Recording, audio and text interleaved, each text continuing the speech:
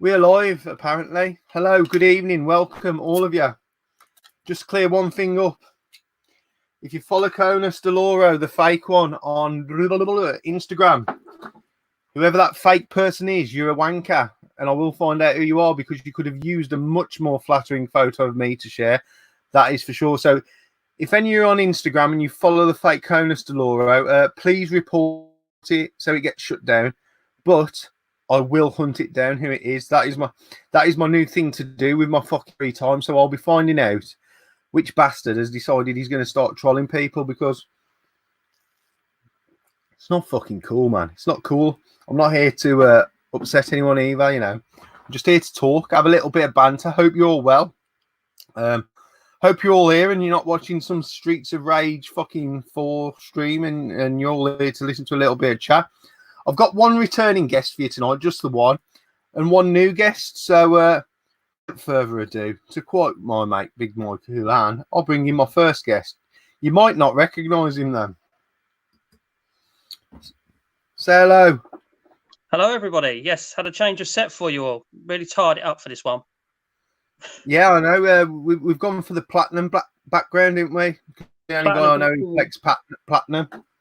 And we've got a couple of female models here, so we've got some tits for hits as well. Just, you know. Which one's is the one on the left, the Gebs? Who's the one on the right? Dana, have you seen... let me just answer that quick question before we get into it. Yeah, I have, Marcus. I have read it. They're going to give me some free CD or something, aren't they? And some Steam code or downloadable code. I still blame Dylan. Dylan's at fucking fault. It's as simple as that. Dylan, you're at fault. But thanks for rejoining us, Rob. And people will guess why I've asked you to come back in a short moment. No worries. But how have you been keeping? Are you all right? Yeah. It's I was going to say I'm seem to be permanently furloughed in the line of job that I'm in, being in passenger aviation, as you can imagine right now. So by the looks of it, I'm going all the way through to the end of June, and they're trying to extend it, I think, for me. So it's a lot of time at home, and I've only been out. I worked it out something like 4, maybe 5 days since March the 23rd.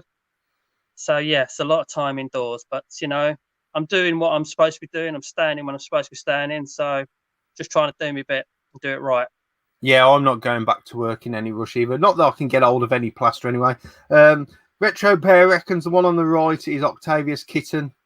Doesn't look like she's got a big enough purse, to be honest, in my honest opinion. That's my opinion, which I'm allowed to have because it's my stream. It's the only thing I'm allowed. Schmuck Pilot's just popping in to say hi. He's got an evening with Rachel and the girls. Hope you have a good evening and catch up with the stream tomorrow. So we won't keep my second guest waiting for too long. He's going to come in and introduce himself for sure. Say hello to everyone. You're live.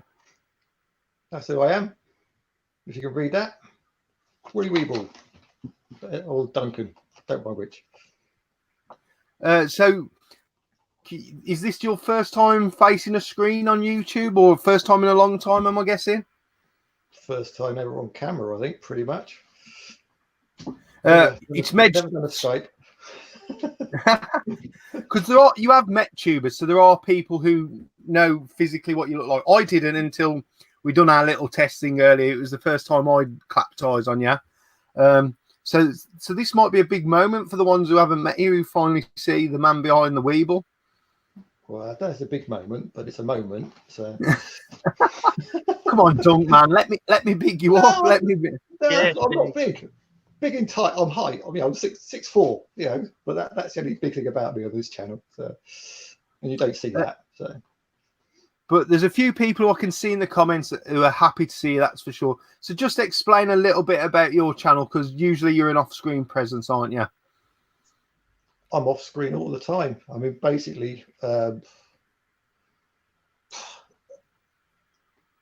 sort of pick-up videos, basically, pretty much, or collection videos. I don't do anything else. I'm sort of quite limited in what I can do as far as sort of content without sort of saying anything. And I can't talk to the camera, not on myself. I hate talking to myself. It just doesn't happen. You know, a one-way conversation, I think I'm mad, sort of thing. So it took me a little while to sort of figure out a way how I could actually talk without saying anything. So I'm the bloke with the post-it notes. You know So what that's how though, I Dunk? communicate. You know what, Dunk? It's fucking brilliant. I'm going to tell you now. I think it's just you. You couldn't do anything any other way. It's brilliant. And you know what I always think of when I see you with the post-it notes? A Bob Dylan music video where he keeps moving the sign and stuff along. There's There's a Bob Dylan music video where he's holding signs with words and he's moving it along. And that's all I think of when I see you with the post-it notes. But it's massively unique. And although people say it's not an on-screen presence, it certainly is a presence. It's a unique presence to yourself. And I think personally it's brilliant. And I'm guessing everyone else in the comments do, because they're all people who watch your channel. Well, a few watch them. Not many watch them. Well, all the ones that do that. All the ones that are here, that's for sure. Okay, well, we've got an early question, and it probably was going to be a question that we were going to bring up anyway. A question to Gurnaldinho. Understanding previously, but what is the reason for being on the camera? Are you okay to answer that, Rob? Yeah, I was going to say it's just, I mean, it's well documented that I suffer with anxiety. It's largely social anxiety. I actually had trouble getting behind the camera with my voice, but once I broke behind that, I found it okay. But I did very long time ago, once upon a time, try sort of a test run in front of the camera, and I just couldn't do it. I was getting palpitations. I wasn't me. There was no flow, and I wasn't relaxed, and I wasn't enjoying it. So the way that I enjoyed it was to find many a way of being behind the camera, but doing it from a behind the camera perspective. And I always thought to one day that perhaps I could build up into the confidence of going into front of it, but I can't. And to be honest with you, I like the way I do it. I enjoy the way I do it. And to be honest with you, it's also my thing now. And that's the way it's just going to stay. But yeah, don't get me wrong. The thought has always at some point crossed my mind, but it just can't happen for me to enjoy it. And I think if I ever did sort of do it, I would then stop, and then I probably wouldn't do it anymore. So it's probably always going to stay like this. So I don't need to ask Marcus's question. Do you ever intend on getting in front of the camera? Probably not. I think we discussed that in the last stream. I mean, we'll never say never, but it's as damn it never close to never as you're going to get, if you get my meaning. Yeah, no, that's no problem. I mean, obviously, I'm one of the guys who video an event, and obviously, if I saw you there, I'd make sure I kept your identity under wraps as well. Not that you're fucking Batman or anything, but you know, I respect people's personal choices. That's for sure. We'll get back a little bit later to about what it's like being an off-screen YouTuber, but I'd like to come back to Dunk, because Dunk is actually the most organised guest I've ever had on, because he's made notes of his gaming history. So, Dunk, we want to hear your gaming story. You know, what made you get into games as a youngster, and what systems did you have before you became a collector? Take your time. We've got plenty of time. Well, basically, I didn't play games when I was little. I was sort of brought up on a farm. Used to live in the middle of nowhere. Basically, until I was probably in my 30s, I didn't really sort of start to play games. The only games prior to that would possibly be the odd sort of arcade sort of type in a pub. So I might sort of go Pac-Man, Space Invaders on the old tabletops. Yep. Play sort of some of them when I was at college. But again, you got to put your money in those, and sort of money wasn't exactly. I didn't have a lot of it at college, but I used to sort of enjoy it. And then that would have been sort of early mid 80s, and I never sort of really even thought about sort of gaming as something to do, because I was sort of working, sort of married, those sorts of things, all sort of life sort of didn't get in the way, but I sort of did, gaming wasn't required sort of thing. So, and it must have been around about 1996-ish when I went to see my mum sort of up north near sort of Swindon. It's above the M4 corridor. So I mean, that's north for where I'm sort of living, down the south coast. And my two nephews had been up there for the weekend staying, and they'd taken their PlayStation 1 up there with them, and they'd left it behind. And they had the one game there, and so I had never played a console before, and the one game they had was Road Rash. And so I had a quick go on Road Rash on the sort of small telly. I enjoyed it. I mean, yeah, it was something different. It was something I had never sort of really seen before. And I guess that's sort of where it started. My mum had an original DMG Game Boy. So she was sort of playing games before I was. She let me have that. And the only game I had with that was Super Mario Land. I've still never completed it. I keep trying. I mean, I just can't get to the last level. It's just one of those games I've just never been able to beat. And everyone says it's easy, do it on one life. Nah, can't do it. And then, of course, I wanted some more games for the Game Boy. And the only place to really get those was car boots. So then I sort of started going to a couple of car boots, sort of in the area, started sort of picking up stuff that I had no interest in playing, which was predominantly Sega stuff. Because I say I've got no sort of allegiance to any brand or anything, but Sega didn't do anything for me at all at the time. Saved up sort of the credit that I was sort of getting through trading stuff into GameStation when they were still about. Bought myself a Game Boy Color. I think it was from GameStation. So I bought a brand new Game Boy Color, which is obviously an upgrade for the DMG. So I could play Mario Brothers Deluxe on that. Because again, I hadn't really played any other games other than Mario. Picked up a couple of other. What did I pick? I think I picked up Pac-Man again. I think it was a Pac-Man collection. Still got the 2 boxes that I sort of that came with the console, and because I've still got the console, that's still on the shelf. From the Game Boy Color, I think it must be that was 98. 99, I moved to a PlayStation 1, again with credit which I'd accumulated at GameStation. Picked up a second-hand PS1, the small little light slimline grey one, and pretty much sort of played Crash and Spyro on that with my 2 boys and the wife. It's pretty much the only games she'd ever played was Spyro. And we used to have a competition really just to see who could sort of get the most gems or get farthest sort of to the completion of that game. And in the evening, when the lot had gone to bed, I had to go at Resi 3. And Resident Evil 3 is the only game on the PlayStation 1 that I actually completed. I'm not sure I completed 100%, but I got to the credits, so I completed it. And I think back now how rubbish that game was because it was controls, but again, I had no sort of experience of any other games. I don't think I've played much else on the PlayStation really. I tried sort of 1 or 2 racing games, but again, graphically, I just didn't have the time to put into them really. They didn't do anything for me. And then 2001, I got the Game Boy Advance. So then that sort of got me into sort of like Wario Land 4, Yoshi's Island. So I suppose I was probably playing what would have been SNES games or SNES equivalent games on that. Spent hours playing a lot of those games. Again, I didn't complete many of them. So I think Yoshi's Island was probably the only Game Boy Advance Mario game I sort of completed, although not to 100%, but actually got through to the last levels. So that was quite good. And then 2002 is pretty much where my gaming really started because I bought myself a Gamecube.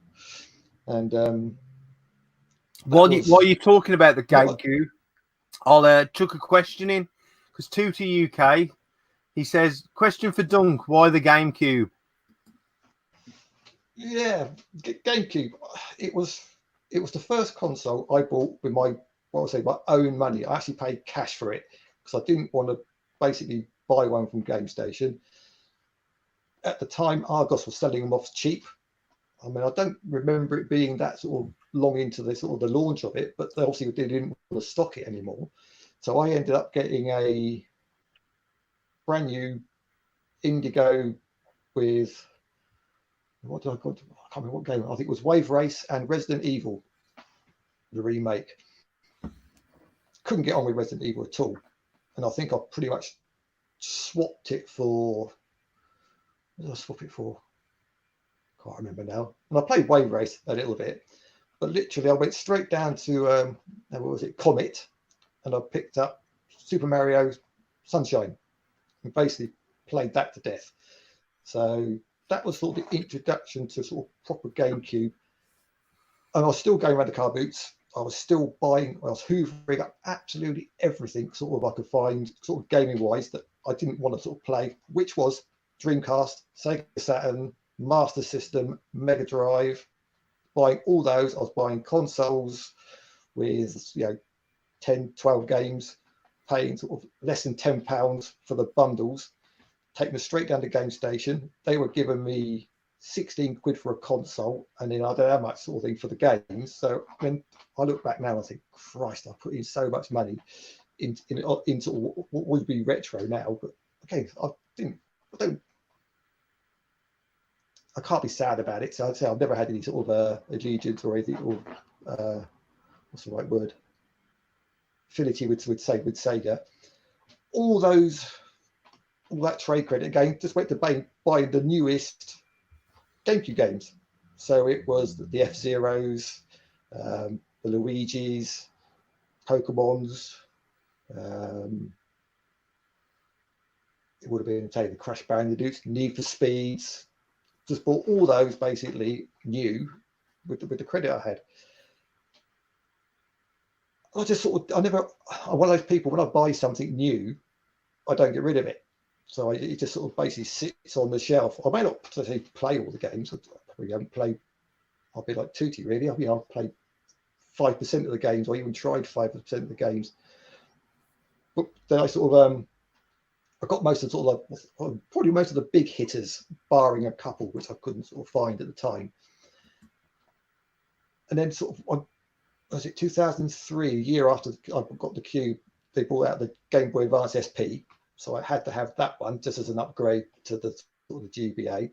Again, didn't really need to buy any games for it, but I was buying Mario games, boxed games for that, because in my head I sort of, I suppose I started to collect properly then, I guess, and I wanted every Mario game that I could sort of find boxed in as good a condition as I could find it. 2005, Nintendo DS. I managed, because I bought so many new games, I had a lot of Nintendo VIP points, stars. So I went onto the online and I ordered the VIP, original Nintendo DS VIP edition, which you got, I think it was 6 weeks earlier than the UK launch. Supposedly it's one of 3,000 in the UK at that time, available through the Stars sort of program. And with that, you got a copy of Mario 64, which was a UK box, but it actually had an American cartridge in it. Then you also got a demo for Wario and the Metroid Prime Hunters demo in it as well. So got that, still got all that. That's all still boxed up. Got the T-shirt, never worn a T-shirt.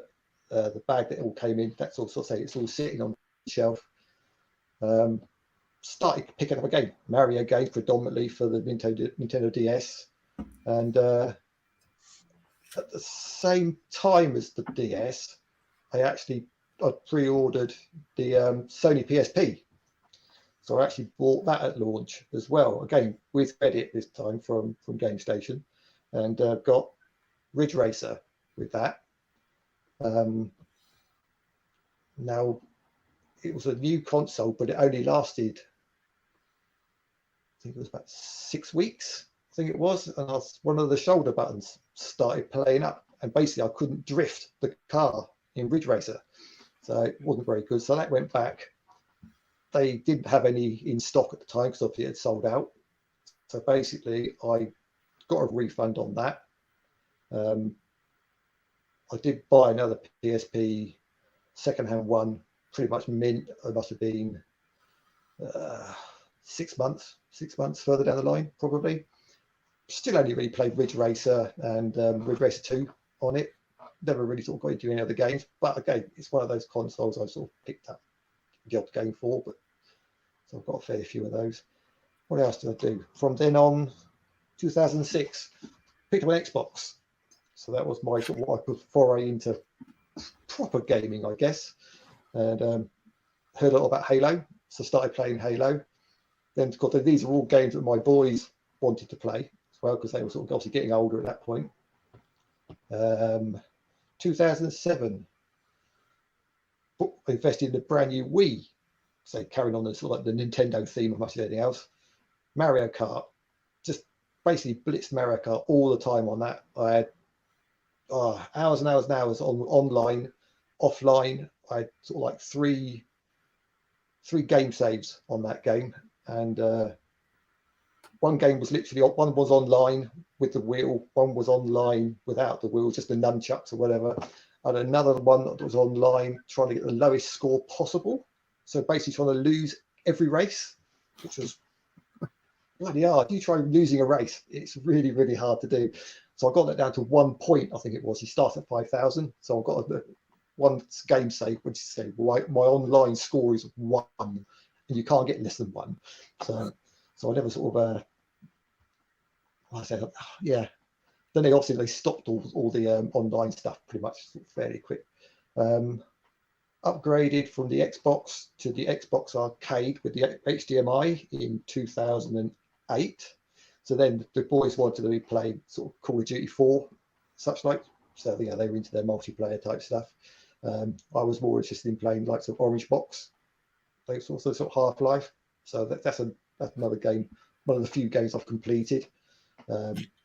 Going back, the original Xbox, pretty much the only game I ever completed on that was Stranger's Wrath, the old Oddworld game. Thoroughly enjoyed that. So I've spent sort of many hours on that one. 2009, got Xbox Live for the first time. Again, that opened up a whole sort of new world, really.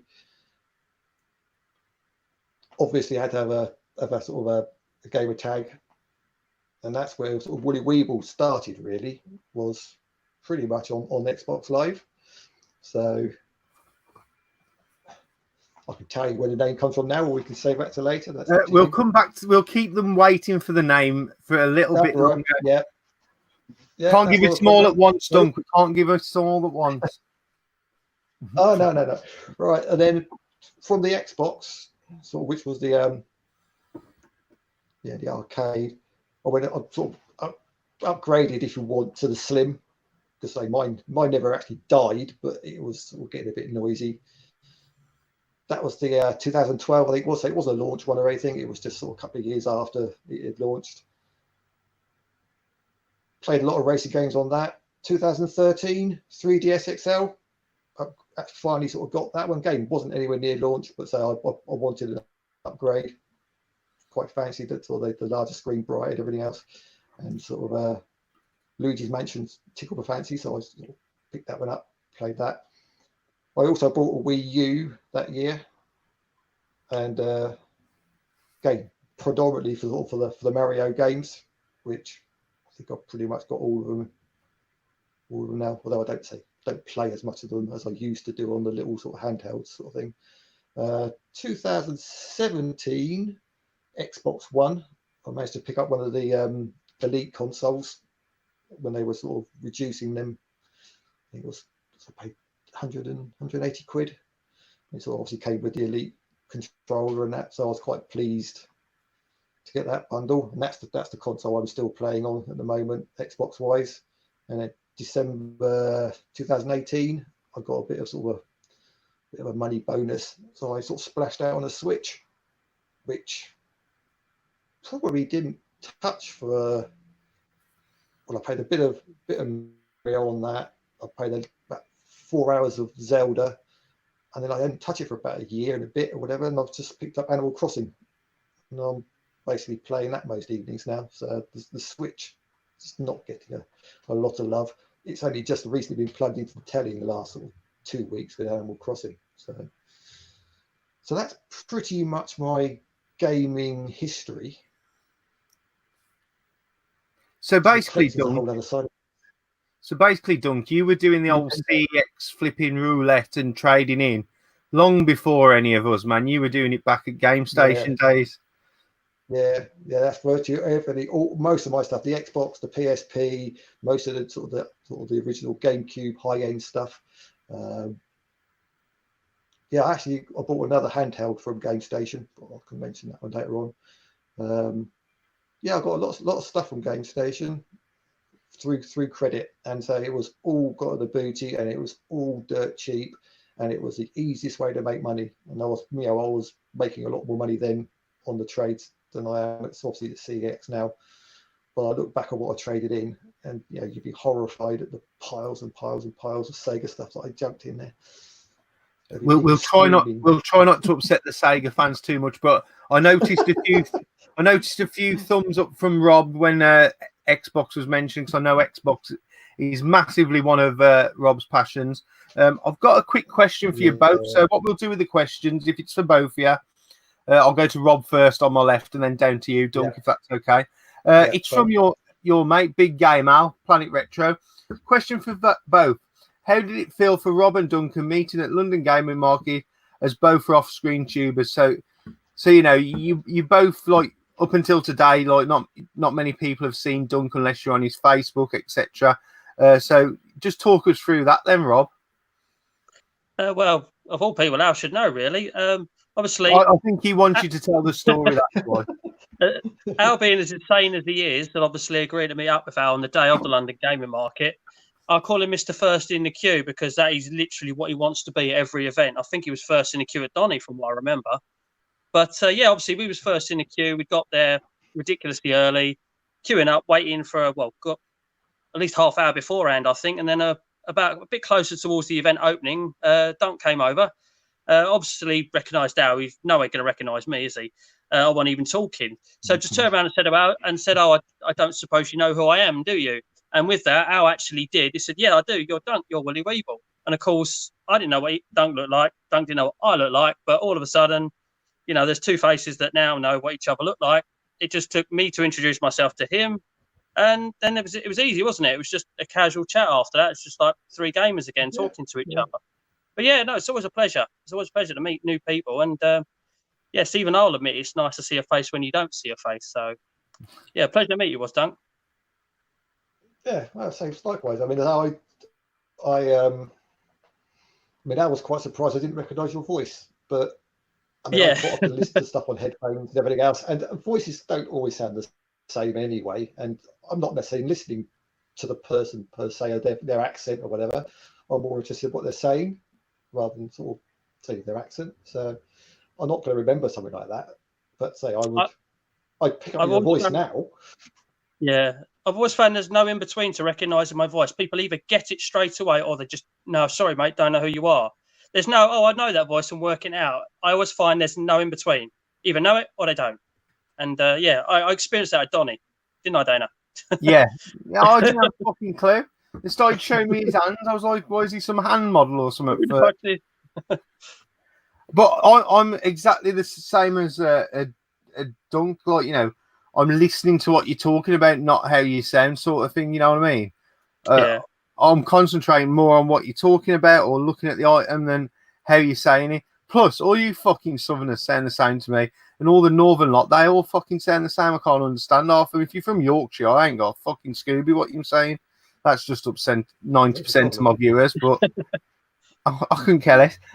Quick question. Someone mentioned the Platinums earlier, so I thought we'd talk about being you got the Platinum wall up. So why Platinums for you, Rob? Is it because they're easy to get because no one else wants them? Well, there is that element too, which makes them great to hunt down. But, I mean, this is sort of expanded on my console history a bit more. Obviously, I started in arcades, went Game Gear, went Mega Drive, and then from Mega Drive, went to the PlayStation. And then from PlayStation, I went to Dreamcast. Now, as per most younger people, a lot of the time, when you want to get the console yourself, or you've got to get the console yourself, the easiest way to get the next one is to sell the previous one. So obviously, I've always had love for conversations that have been in my history. I find it hard to sort of get into something else from the past. Obviously, the PlayStation was a huge part of my past. And then when I decided to sell the PlayStation, I sold it with a few games. I sold a few games separately. I barely kept anything. And of course, we all regret it in the future. The only things that I have kept and I've still got is all three Tekkens that I bought originally on the Black Label, just because I adore Tekken. But they're the only ones that I'll double up on. But like I said, sold a lot of games. I've got the PS3 that plays 1 and 2. And I just wanted to get a lot of them back in my life. And I thought, obviously, I'm not going to PlayStation 1 is never going to be a set that I'm going to go for. It's just too huge, too big. There's too much that I definitely wouldn't play. I mean, with the 360, at least I'm going to play them for achievements, even if they are, you know, a horse game or something Hannah Montana in, you know. Still going to play it for achievements, believe it or not. So with the PlayStation 1, I thought to myself, I want to get the big hitters. I want to get games I like to play. And then that was just when it sort of came to me, I just thought, well, the Platinums is a great way to get it back. And it's, you know, we all like an Eddie subset, don't we, as well, some of us. No. It gives me, I said some of us, but, and I looked at the PlayStation Platinum list, and of course, there are a few that, you know, you can't believe they made it Platinums, but then I kind of think I know why. Like this, I know you don't like Disney, but the Disney games always think, well, how do they get Platinum? They're not exactly the greatest of games, but they've got the Disney label on it, so that sells them.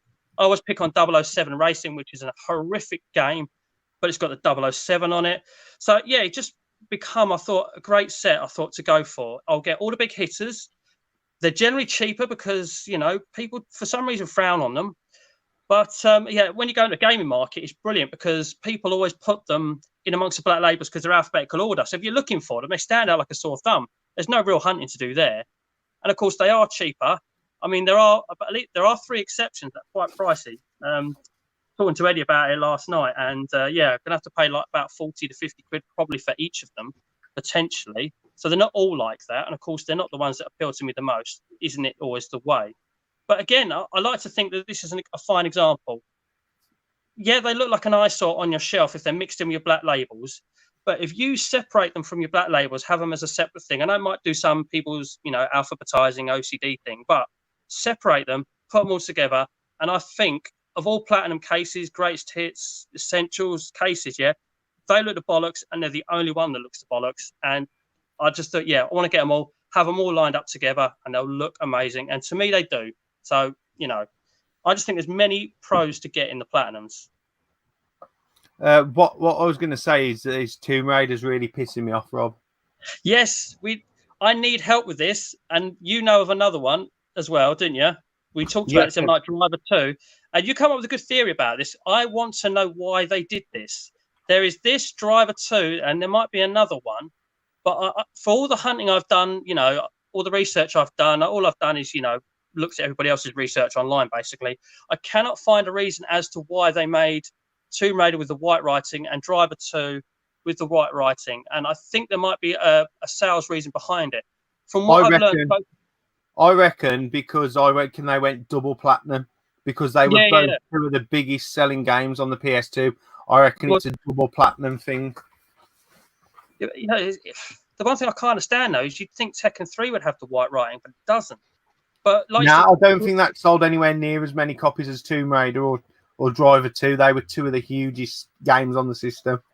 Well, the two markers that I know of, or the marker that I know of, is to go platinum. I think it had to sell 400,000 within its first calendar year, or not calendar year, within the first year of its release from its release date. So if it sold 400,000, it went platinum. So like you say, I can only imagine that Tomb Raider, I don't know, sold 800,000, over 1 million. I don't know. I'd have thought so, easy. I've yet to find it black writing, though. Every time I see it on eBay, I can only see it white writing. I reckon it is. I reckon it's double platinum easy. That's my theory, because I reckon Tomb Raider easily sold over 1 million in its first calendar year or whatever year by a mile. I'd have thought easy. Yeah, I'm just surprised there's a couple of others that haven't. That's all, you know, because you just think of how big they are. But there we go. That's just my theory anyway. So quick question down to Dunk. Handhelds. Raz asked a lot earlier. I'm not going to bully Raz tonight. I'm going to give him an eye off, maybe. He says, handhelds, are they going to be the future focus for your collection, is what he asked. Your handheld. I've got quite a few handhelds, I must admit. They're at the moment they're easy to get hold of in CX. As a raw game, a lot of the games are relatively cheap. And they are the ones that you sometimes see at car boot sales. So I will keep like the DS games and such like. I mean, yeah, I've got Engage. I've picked up a lot of Engage. I did buy an Engage. It wasn't at launch, but I bought one from Game Station when it was in the sale for 50 quid. Never opened the box. Never played it. basically picked up every game I've found for the Engage since then at car boots, various game shops, whatever, all for peanuts. A lot of them are sealed, but it's not a console or a collection that I've got any sort of I could sell it tomorrow if somebody offered me the right money for it. I'd sell it tomorrow. It just doesn't take up a lot of space, so that's why I've still got it. Really, same with I've got a Gizmondo, but I've only got 4 games for it, but that's like a third of a full set. So why move it on? I bought that one at launch, the game from Argos, because they were selling it off. But I don't really sort of count it as part of my gaming because I played it for a bit, but that was it. Neo Geo Pocket. I've got a load of Neo Geo Pocket games. They're doing nothing but appreciate, so I'd be silly to sell those at the moment, I think. So, gaming wise, I've got a PS Vita, but it's never been out the box. I bought it in HMV when it was selling off really cheap, but okay, I've got no love for it. Again, I'd probably sell that tomorrow for the right price. So, handheld is an easier way to go. The smaller boxes, I quite like the DS boxes because they are small. I like the American boxes. I was going to say, smaller. I was just going to duck in there because 2 people have asked, Raz and Eddie, question for Dunk, what has he done with all them PAL DS cases? And Raz says that you like the, you don't like the PAL DS cases. I agree with you, Dunk, because I've got a few US cases. And it just doesn't fucking make sense why we made them bigger for it. It boggles my mind. Well, there's one game in the DS which you cannot fit the manual in the American one, and that's Electric Lantern. The manual will not fit. It's just too thick. There's too many European languages within it. So that's the only game I can't swap out at the moment. But the actual the UK sleeves, they fit in the American cases. You don't have to cut them or anything. They just literally transfer across. So I just swapped the casing. I've been buying copies of Brain Training from CEX when they've been really cheap for 50p or something to get the American cases. And my local one will actually let me swap the American cases out on various DS games if I just give them some PAL ones, some ratty old PAL ones. I haven't got rid of my PAL cases because obviously most of them are mint. And if I ever want to sort of put them back to normal, I can do, because all the sort of the first party Nintendo ones, Mario's, Metroids, Kirby's, and that they'll all go back into the UK ones. But on the shelf, I prefer the American cases. I can save an extra couple of mil on each game because I can get a few more on the shelf. And I prefer the look of them. I think the black case frames the picture better rather than a clear one. So it's just it's my preference. So. Eddie just wondered what you were doing with them as well. So have you kept all the cases? You're not going to bin them then? Yeah. No, I wouldn't bin them. No, I've got them. I say I'm saving space on the shelf, but I've got a big box full of them in the garage. So but I don't mind losing, hiding stuff in the garage. There'll get a point where the wife will complain, and then I'll have to clear the garage out. So and then they'll go up the loft. What is in? Oh no, you're in the loft. This room, you're in the loft. I'm in the loft. What's in this room? Theoretically, I would want to keep, barring say some of the handheld collections, which and some of the Game Boy stuff, which I would probably happily go and thin it down. So I've got, I'll just keep the Marios, and the Kirby's, Nintendo first party stuff. I would keep that sort of thing for definite, probably. I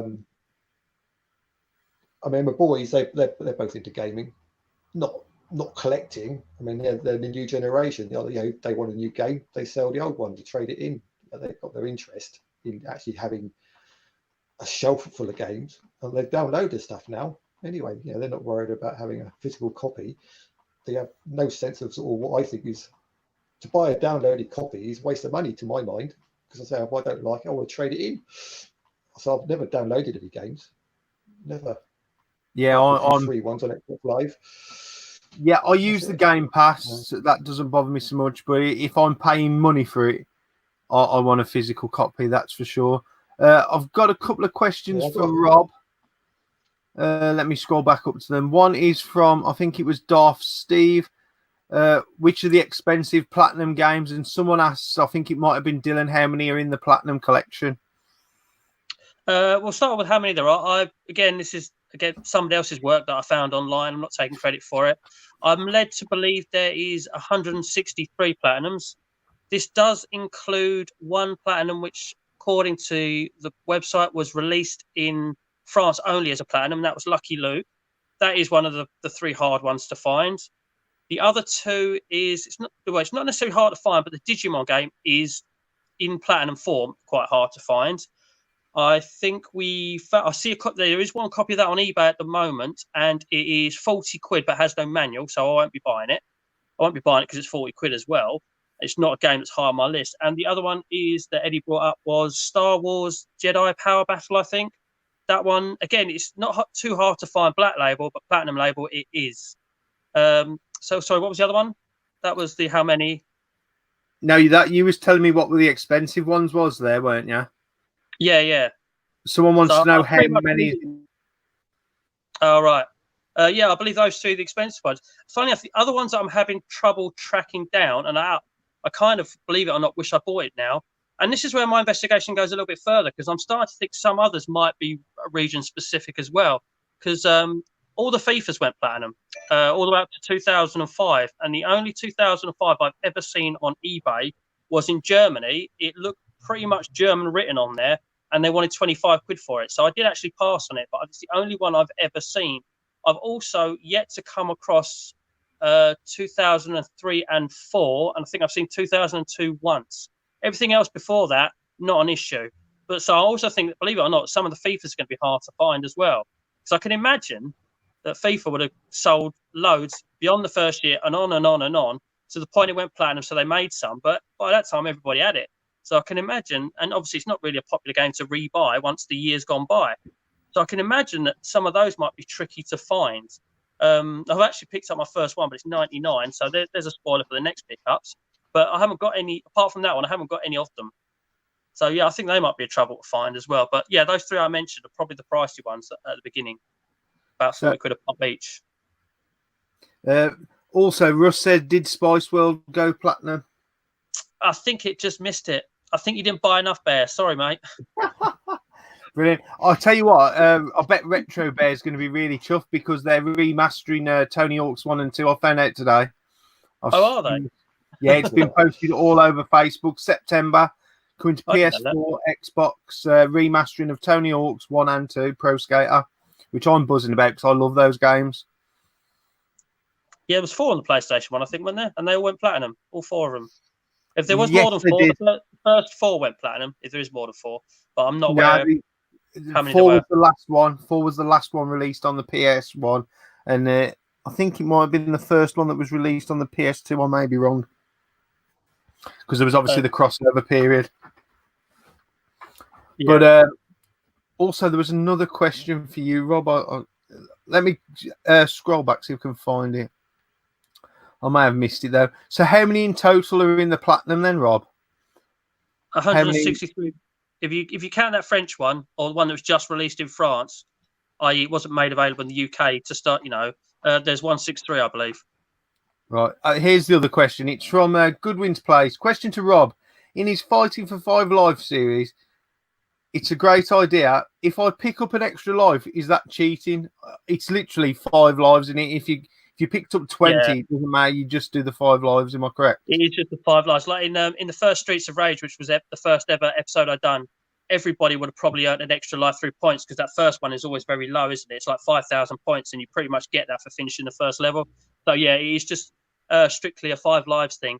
Can I just say something on this? Because a lot of people, including myself, for the first 2 episodes, are having trouble keeping count of how many lives they are using. And just a little trick for you. This is what I do, because I was doing it in the first 2 episodes. Get 5 coins, put it on a table in front of you, and every time you lose a life, move a coin out of the way. If you forget, have a look at how many coins you've got on the table. That is literally the only way I can remember how many lives I've used, because I've lost track of it all the time.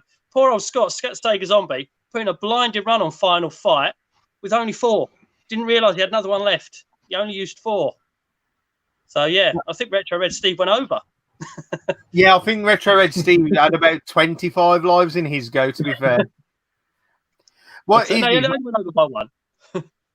There's a fair few gamers here who can't count over 5. That's what it is, man. It doesn't matter.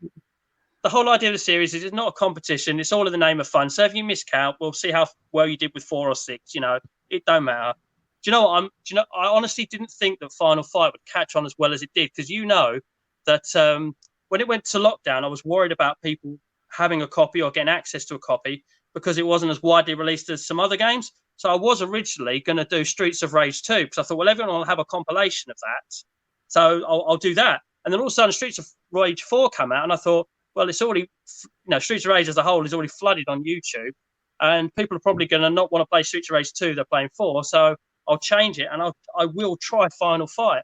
And I think so far, if you can count me, we're in the double figures now, and I don't think any other episode has done that. So I just want to say a big thank you to all, and for 2 people that I've never heard of as well, somehow picking up on it and doing it as well. So yeah, I'm struggling to remember their names down. But yeah, you can find the links to all the videos in the description. So give those 2 guys some credit as well for picking up on it and taking part as well. I think one's called Gaming Crazy, and one's Brilliant. I'll check out their channels. I've got Mighty Final Fight like Goodwin, so I might play that, or I might dust off my Xbox, because we all know the only good thing an Xbox is good for is coin ops, and I'll probably have it on there somewhere. Bit controversial. And I'll go deaf in that moment there. Yeah, I was going to say, controversial thing to say with you 2 in the chat, isn't it, really? So, Duncan, we're going to come to that moment where you explain Woolly Weeble to everyone. We're going to let you tell us the story. It's not that sort of complicated, really. Because I say I was brought up on the farms. My job prior to the one I'm currently in, I used to manage a sheep flock, so 220 odd sheep, doing conservation grazing. And I moved from that job basically to get away from the sheep, because sheep are just so unpredictable. They die. They're hard work, basically. So I ended up sort of getting a job down sort of where I am now, house hunting. There weren't that many houses around basically to look for, and we found one. And because I had to sort of move fairly quickly, the only house we could find was in a village called Wool. So again, I couldn't escape the sort of the sheep reference sort of thing. And then there's a road in Wool called Lampton Close. So again, lambs. I couldn't get away from it. The bloody postcode is EW, which is you. So it was fated to be. I had to move to that bloody house. And I was just going through sort of various sort of names for the gamer tag, and I had this sort of I was thinking, well, what? I couldn't do anything that was not witty or anything. The only toy that I had that I sort of had from a little kid really was the Weeble. Somehow he'd survived everything, all the house moves I'd had through my parents. But yeah, we moved around a lot. Somehow he'd stayed with me, and so that was the Weeble part of it. So that had to be, and it was just Woolly, because I lived in Wool. It's as simple as that. And it basically, the boys hated it. It sounds a bit sort of soft and God knows what else, but it's just stuck now. And it's people call us Woolly, people call us Weeble. It doesn't really matter. I've often thought I should bloody change it, something a bit more, in your face with a number on the end, But nah, yeah. We won't talk about the numbers. That's it. Woolly Weeble 2, come back on channel, actually on screen. So. I don't think you could change it now, to be honest, mate, because it's your thing, yeah. That's my original one from 1970 something. So someone in the comments earlier asked if it was a Donald Trump Weeble, because it looks a bit like Donald Trump. Someone said. Yeah, there's a family of them. I've got about another 20 of them. So yeah, there's probably various. Weebles wobble, but they don't fall down. Well, if you kick them on, nothing will. But Nath came up with a really, really funny joke that I need to tell, because obviously it was when you couldn't escape sheep. He said, "That's some bad luck." Well done, Nath. Brilliant. Yeah, it was. Yeah. So that's You it. hear That, 'em all. that is why Woolly Weeble, but you have to keep that That's now. why Woolly Weeble. So the second part is I mean, I don't. why the Avatar. The Avatar confuses me as well because it's from Planet of the Apes, the new Planet of the Apes films, isn't it? Oh, I don't know. I've just started. I just because I'm on so many sort of things that sort of you need a little picture for, and because again, I don't generally show my face. I don't need to. I've just started picking up on apes. So, Caesar, whoever. Yeah, if it's a monkey, then I'll probably use it at some point. And the one I'm currently using is just looking a bit thoughtful. So I like that one at the moment. So that's on basically all my apps. If you sort of log into there, that's my little avatar. So Brilliant. I've got a Wii. My Weeble was actually on Xbox. So I think I haven't changed that because I took a picture on the little camera you could get. So that's what uploaded that. So I'm still a Weeble on the Xbox Live, I think. So. Brilliant. Raz has asked a question. It's just a dump, but I'm going to ask it to you both. We'll go to Rob first. Will there ever be a games room tour? So Rob, to you first, because I know we've half discussed this in private. So yeah, well, obviously, where I was before, and I did sort of I called it the gaming room tour. There's not really a gaming room where I lived before because I used to rent a room in a house there, so it was kind of just one wall.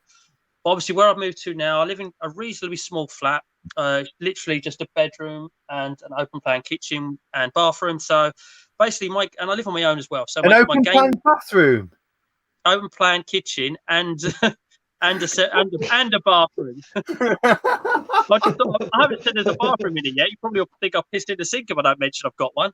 But use the sink. Yeah. But no, so yeah, basically my games room is basically my living room. So obviously your living room is your most personal space. So if I had a separate games room, it'd be a lot easier.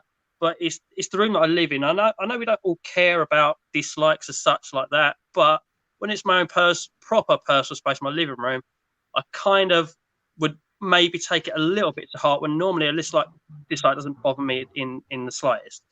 So there's also the fact that I'm kind of also still working on it. I mean, again, this is never say never. I mean, I still need a little unit next to TV to put loose controllers in and shit like that. There's so many wires and crap on the floor. It's messy at the moment. I don't like it. But to be honest with you, when I did the Xbox 360 collection, you've pretty much seen all of it because you've seen that Xbox 360 wall. This is the other side of the room where I am now with this little backdrop here. By the way, I'm too lazy to put a backdrop away. That's why it's always the Mega Drive games because they've got no real home normally. I've made a special effort for today. And what I do is I leave their Mega Drive games there and just flip this mat up. So because the window's right next to me here on the right, I don't want them to get sun fade. So I flip the mat over them and so that the sun doesn't get to them. But yeah, I mean, the TV unit's nothing special. It's a 32-inch TV. The Xbox One's on a shelf below it. The bottom shelf has got my 360 and my PS3 side by side on it. And then on the floor at the moment is the Dreamcast, which I'll pull out when I want to use that. And the Retron 5 is to the left of it because obviously the slots are on the top and it's easier to get to. But as much as a room tour goes, most of it's covered in videos and it's not the most impressive, to be honest with you, in comparison to what I had before. I had everything in one corner, so it was like a corner overload of stuff before. But yeah, again, never say never. A few months' time, I might build on it. I might have everything I want where I want it, and I might do one. But yeah, to be honest, you've seen most of it with that collection. Well, Rob, if you just pack that sex doll away that's in the background, you could just do a games room tour, couldn't you? We don't need to see that. Well, I live on my own. I don't even kick her out of bed, mate. Just leave her there. It's easy, isn't it? Brilliant. Anyway, it's not about the size of the collection. It's what you do with it. And I know you play yours a lot, so that's a good thing. Unlike Stu. Stu's got a lovely backdrop, never to be fucking played. That's my one dig at the evening to Stu. So how about you, John? Will there ever be a games room tour? There probably should be, but it'll literally just be panning over a load of games. And if I'm not going to talk over it, then I could never really sort of see the point. There's no point in me putting up a post-it on each clip. This is the Gamecube. This is whatever. It never really struck me, which is why I tend to do short ones. I mean, they don't get many views. I'm not, it's just once you've seen one of my videos, you've seen all of them really. But yeah, it's just moving stuff over sort of thing. So I haven't really found a better format. But I don't think you need to. And by the way, when I do my games room tour, I don't talk over it. One, because I can't fucking move the camera and talk at the same time, because I'll just mess it up. So I just do like a tour, and I put some like gaming music to it. Because to be honest, we don't really need to talk, and like everyone knows what NES is and that. We just like to see what you've got and how you've got it displayed, sort of thing, because it gives people new ideas. So you could just do I've got a lot of crap. We just nosy bastards. I do one. I've got the cube set. Yeah, it's double stacked, so it doesn't look so impressive as a full cube set. You know, it only looks like half a cube set.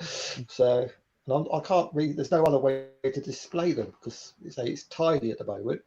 All the Game Boy games. I've got all my boxed Game Boy games on display, and there's probably 100 of those. Probably, you know, there's 100 or so PSP games. Probably, I've got 40 odd N-Gage. I don't know.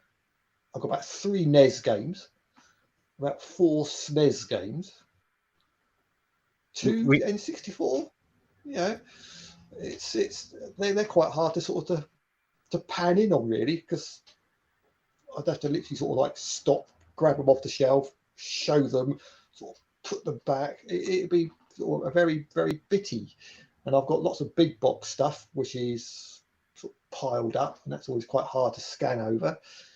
And so I've got most of the stuff on behind me. A lot of that is double stacked now, and the big key bits of interest might not necessarily be the games. Some of it is the sort of either the figures or the collectibles or the tins or whatever else that sort of came with a particular console. So it's no what to put in. But if you just want to do literally like a 360 panoramic of the room, it's doable. But you know, it wouldn't really show you that much. It just show the thieves what I've got to come and nick. So we just want to be nosy, Dunk. That's the fucking God's honest truth, man. We want to be nosy and we want to know what you got. That's all us gamers are like. Too much. I've got too much, as the wife would say. It's just why have you got all that? You know, you don't need all that. So you agree to the GameCube set, but everything else is just taking up space. So, and I'm lucky. I've got a room. I've sort of commandeered the room unofficially, but if I ever move out, I don't know what I'm going to do with it. Because get one with a bigger games room. That's what you need to do. Whenever you move out, you need to downsize. No, you want one with a big garage, big massive garage converted into games room. I've got a couple of questions for you, Dunk. So sorry, Rob, if you can just hold on, give me a thumbs up to let me know you're still alive. Yeah, good man, it's good. I wiggle my fingers every now and again. Sorry. Thank you. X-Files. Dunk, you seem a natural talking to the camera. Will you change your style now or keep to behind the camera? Marcus, you need to fucking answer me and get on this stream as well, by the way. I think it's easier talking to somebody.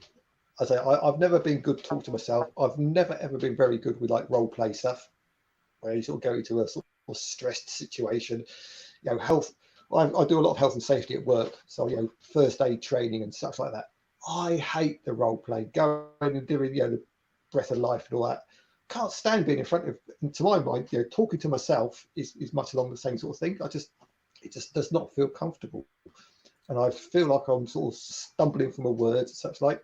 If the little crappy videos that I do, I mean, literally they go 4 or 5 minutes or whatever, bang, it's one take. The only mistakes I make, if I make a spelling mistake on the post-it, and I can rewrite that, because it's all pre-prepared sort of things. Other than that, it's doesn't go. I don't really care whether the lighting is particularly wrong or something slips off. It's one take because I haven't really got. Well, I don't want to put the effort into editing. I don't use a laptop until about, for the first probably 18 months since I uploaded my very first video. Everything was done on a little iPod Touch. Everything. So, and now it's basically done on a phone, which has got a little bit more through YouTube Studio. So it took me a couple of years before I could even put music on the video. They were just they were silent with me breathing in the background, trying to be quiet with the traffic going past. It's music has opened up a whole new world.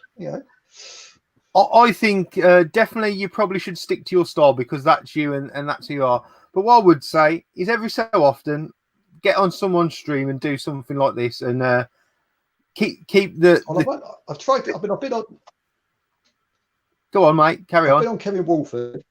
I've tried to be on Kevin Wolford a couple of times, but the internet was shite, and I kept sort of lagging. I was in this room I'm in now, but I was on the little tablet, and I think basically I've now got a slightly better Wi-Fi. I've got a sort of a booster sort of on the middle sort of floor, and the phone obviously is better. It picks up the Wi-Fi that much clearer. So obviously I can, knowing now that I can actually sort of stream something or I can appear on stuff. Yeah, I mean I don't have a problem with being like this. It's not an issue. I can talk. The only issue I think I have really is I don't necessarily know a lot compared to a lot of people else on here. I know different stuff to other people, but when you start talking Sega and Amstrad and whatever, Sinclair, no, it's just whoosh, it's gone. I don't know anything about that stuff at all. Because I'm going to let you into a secret. I know fuck all, man. I don't even like games. I'm just here to get famous and make money. I am. You wait till my fucking Patreon comes up. Just kidding, man. We're not talking about that tonight. We're not talking that tonight. I won't donate. Fuck that. Oh. No fucker would donate to me. I wouldn't give you no money, that's for sure. Question for Dunk from Alan. Duncan has spoken about going green on his channel. How does he plan on doing this? Green post-its, I suppose. I don't know. Green post-its. Whiteboard, chalkboard. I don't know. It's just, it would make a long video if I had to sort of rub every bloody message out, rewrite it in chalk, and then do it. It would make a 20-minute video. Well, yeah, I mean, I could do it. I mean, the only time I've done something similar, I did a sort of PowerPoint presentation, was the only way I could show my Gamecube collection. Because I literally took a picture of every single game, put it into PowerPoint on it, on a page sort of thing. I could sort of put the odd little bit of editing in it, or if I wanted to do that. It's a 12-minute long video. I mean, it's probably got the most views of my videos, but it's just a sort of it's a PowerPoint presentation.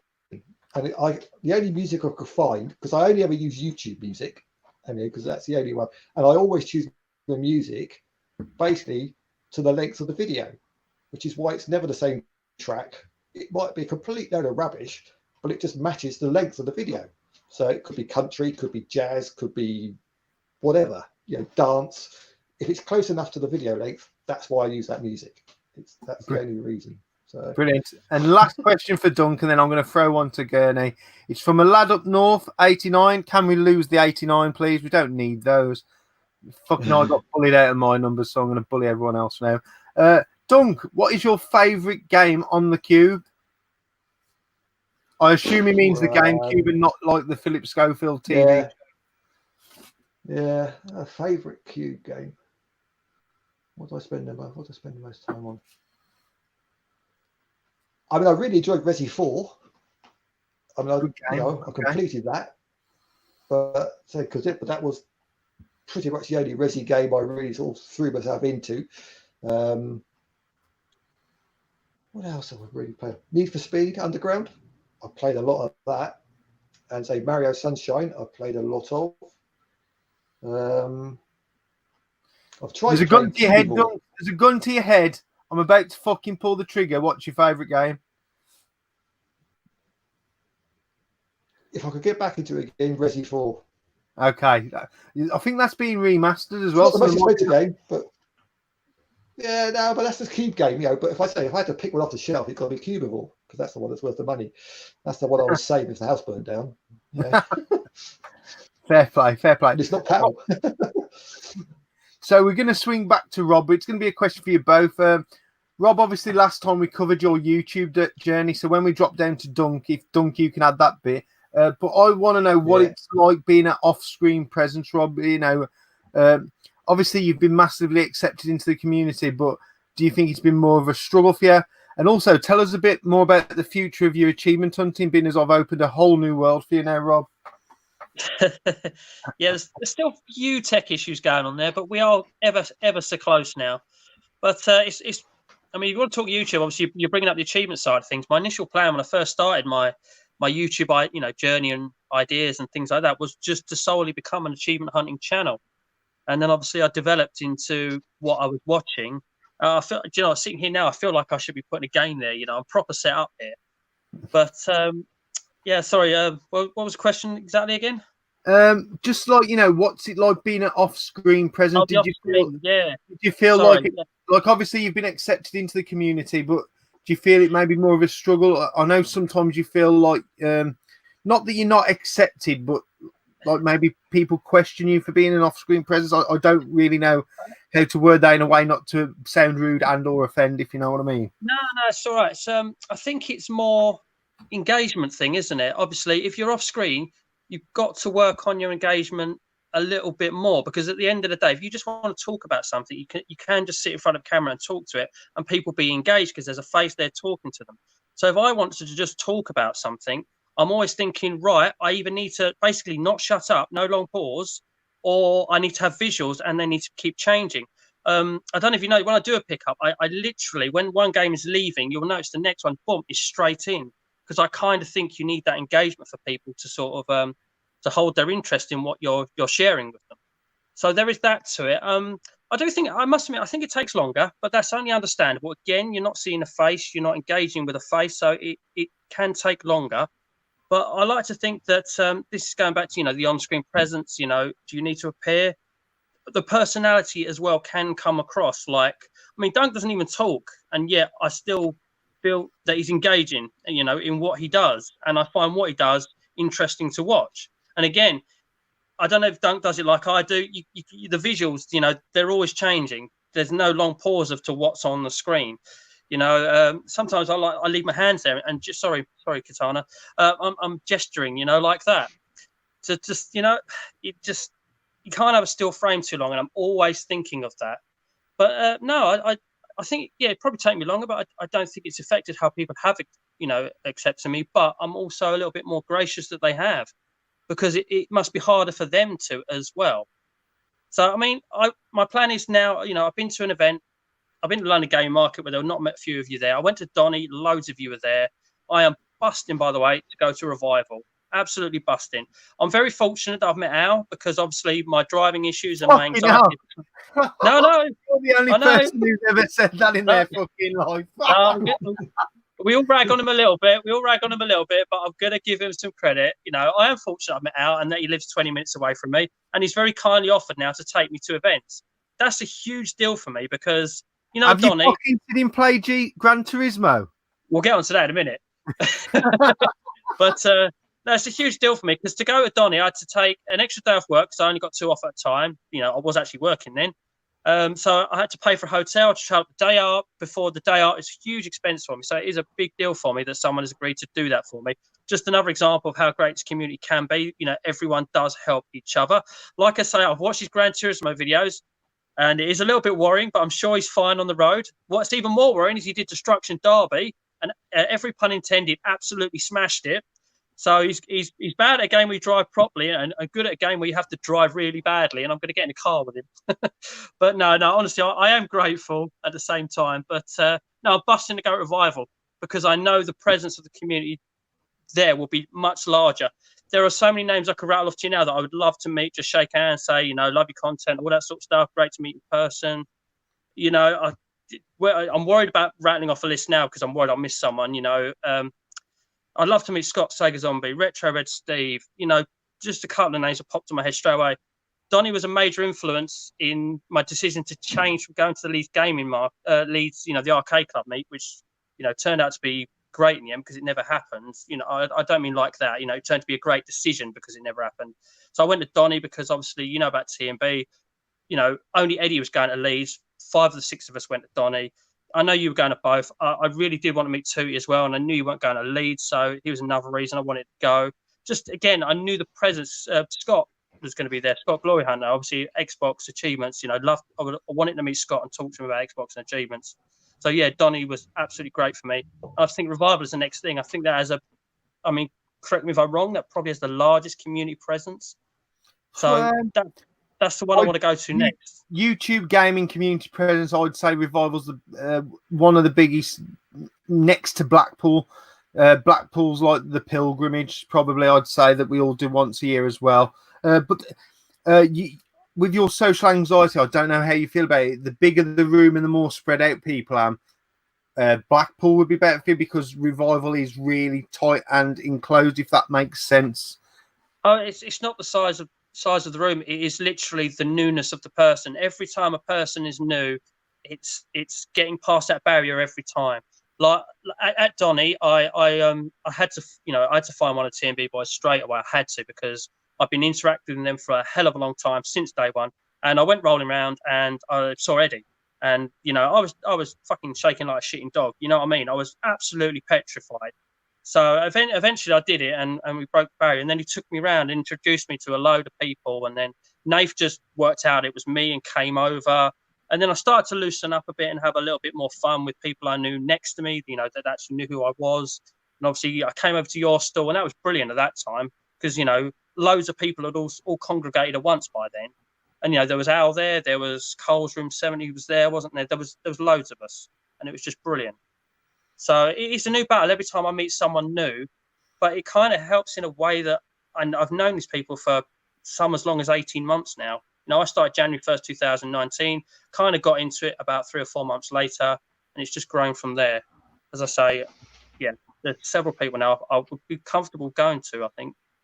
Brilliant. Before I move on to this, Dunk's YouTube story and stuff, the Retro Godfather, another guy who predominantly is behind the camera. I think he done one where he was wearing a mask, but he's always behind the camera. Do you think people who appear on camera have the advantage?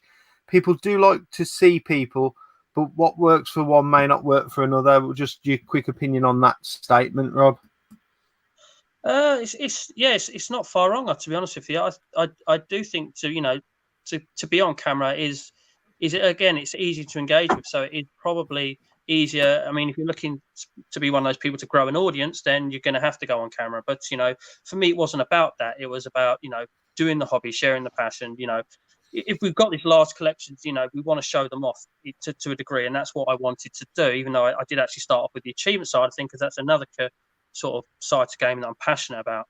But it's quite funny, and I hate to bring up a large tuber doing this, but I was talking, again, probably, I think it was with Pete Fighter 2 at the time. We were having a chat, and we were just saying, I was talking about the off-screen thing, and he said, I told him a story about someone told me not to bother because, you'll never get a following. And to me, this is a bit of a, fuck you to that person. This is how I want to do it. I will do it. And then Pete just turned around to me and said, have you never heard of the YouTuber Ashens? And I genuinely hadn't. And for people who don't know, he's got over 1 million, and he started off just doing this for ages before he ever showed his face. So it's not impossible. If you want to do that, it's going to be hard work. But I mean, Christ, I can't believe I've got what I have. I've, well ahead of where I ever thought I would be. I just wanted to get past 100. I was happy past 100. 3 figures, that's nice. Dol just made a statement saying it's certainly not essential to being on camera. And I totally agree, man. I enjoy both your content. It's different, I'm on camera, right? I'll tell you why I'm on camera, because I'm an arrogant, big-headed prick who thinks I'm good-looking, I'm entertaining, I'm cool, and I'm funny. I'm a big-headed prick, and that's why I'm on camera, and everyone knows that. But I'm just happy. But that's just me. At least at least that's the way I am. And I am loud. I'm outspoken. I'm a bit brash, and at least with me, I'm warts and all. I make my fuck-ups in my videos. I leave them there. But we can't all be the same, and we shouldn't all need to be the same. But we all have that one common interest of video games, that's for sure. If you want to agree with me, Rob. Not about being a prick. I don't need anyone to agree with me on that. Absolutely, mate. Sorry, I thought you were talking a dunk then. But yeah. No, I was just making a statement. But yeah, no. Yeah, I was going to say, it's just slower, but I don't care. It's about the hobby. Brilliant. So down to Dunk, obviously a little bit what we've just talked about with Rob, if you can integrate that. But I want to know your YouTube story, who you used to watch, what made you want to start doing a YouTube channel, what was doing your first video like, Right. It took me, because I sort of never really did the IT stuff. It wasn't until say I got my iPod Touch, because I say I never had laptops, never really had computers, never any of that, never no interaction with sort of I say with apps or just IT full stop. Through the Xbox on Dirt 3, there was an achievement where you had to upload a video to YouTube. And that was my first video. It was a 20-second clip of me crashing on ice in a rally car. So through that, I had to set up a YouTube account. To get Just one second. I'm going to ask Rob if he's done. Was that on Dirt 3, you say? Rob, have you played Dirt 3? Yeah. On the Xbox? No, I don't even own it. I haven't, no. There is an achievement where one of the achievements is you have to upload a video to YouTube. There's a good chance it might be offline, that achievement now. That's the trouble with 360. There's servers closing and all that. It's a problem, with some achievements. Well, I'm playing some old FIFA games at the moment for achievements, and you just can't get some of them. Oh, gutted, man. I was just wondering if you'd heard of that achievement. So carry on, Dunk. Sorry to interrupt. Yeah, well, that was my first video. It's still there. I've never deleted any videos. They're all crap anyway. I think the first proper video I uploaded, but don't say the Dirt 3 was July 2011, and then so I've got my notes here, and then June 2012 was my first collection video, and I think that was a DS game one. I think showing Mario games or something. I didn't have many. I mean, say it was probably 20 odd games, and literally all I did was just scan over it because I thought I could try this. I'd seen other people sort of doing something similar, but say it literally is just a raw video. So background noise, hissing, any cars going past, whatever. It's all there. It's just look back now. It's abysmal, but it's still there. Also, I won't take it down. It's all part of the history. And I was looking through them because I did a little bit of homework. The first post-it appeared, I think, August 2013. I think that's the first time I used a post-it. Because I wanted to say something. I wanted to say whether or not I picked up something from the car boot or whether I picked up something sort of, from a shop or whatever. And so from that point, it seemed to work. The post-it sort of way of signing things. Because it's the only way I could really say what I wanted to say or intimate what I wanted to say. I put a few videos up, and I started getting a few comments from sort of people I'd never really heard of, and I think obviously I looked them up to see who they were, and they had quite a few sort of people following them, and I think it would have been the likes of Tutti. I think was probably one of the first ones. I'm sure he might have been one of the first people that commented. Groomed by Tutti, another one that was groomed by Tutti. Yeah. Tutti was certainly the first person on YouTube that I ever traded with, as far as I can remember. So he didn't know who I was necessarily. I was just somebody. So I'm not even on camera. So you don't know who I am. So which is okay. It's not always easy. Can you trust this person? Who are they? You don't know who they are. So first person that was 2013. I then realised you could put music on them. So that was October 2013. I found YouTube had that sort of royalty-free music selection. Because prior to that, I tried adding music, and literally it was my Game Boy Advance with a game playing in the background, using like the intro music. So I had to do the videos really quickly, or the music would stop. So I've got like say Mario or Yoshi's Island or something playing in the background, or I would find something a CD, and I don't know why they never got sort of copyrighted or whatever, but they're still up, they're still sort of playing. The format hasn't really changed at all, literally in say 7 years since that 2013. I just choose the music by its length from the YouTube selection that are online through the studio. So there's a couple I've tried to do, say the Gamecube full set collection. I've sort of put that as a PowerPoint. But again, it takes so long to upload stuff. So generally, I try and keep them as short as possible. They're all going to be under 10 minutes. And quite honestly, I think if you look at my viewing stats, most of my videos probably don't get more than about 2 minutes of viewing anyway. So they watch some of it, then switch off, I'm assuming, unless it's the sort of the few hardcore people that seem to watch all of my video and actually say they're the ones that comment. So there's a few people who have followed me pretty much from the start, and they would be into Ghost. So Adam, he lives locally. He's somebody I still sort of interact with every now and then.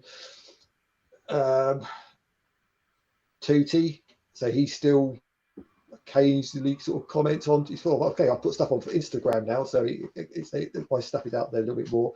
But Tootie still comments.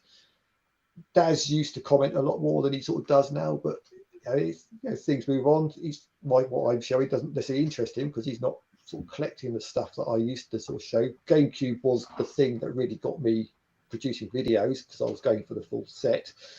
So I'd often see I'll be showing 10, 15 or whatever new titles that I picked up, rarities that I sort of picked up. And so it took a couple of years to get the full set. And probably YouTube is the reason I went for the GameCube full set. I mean, I had 220 odd games before I started YouTube. And that was sort of, I was probably nearly sort of halfway to a full set anyway. And then I met somebody locally who could get me the games through Gumtree, because I don't do eBay, so I've never sort of gone down that route. So I'm limited where I can get my games from. So yeah, probably the GameCube set is a result of YouTube, not just buying any old shit to show. I mean, I try not to do that anyway. Who else used to watch?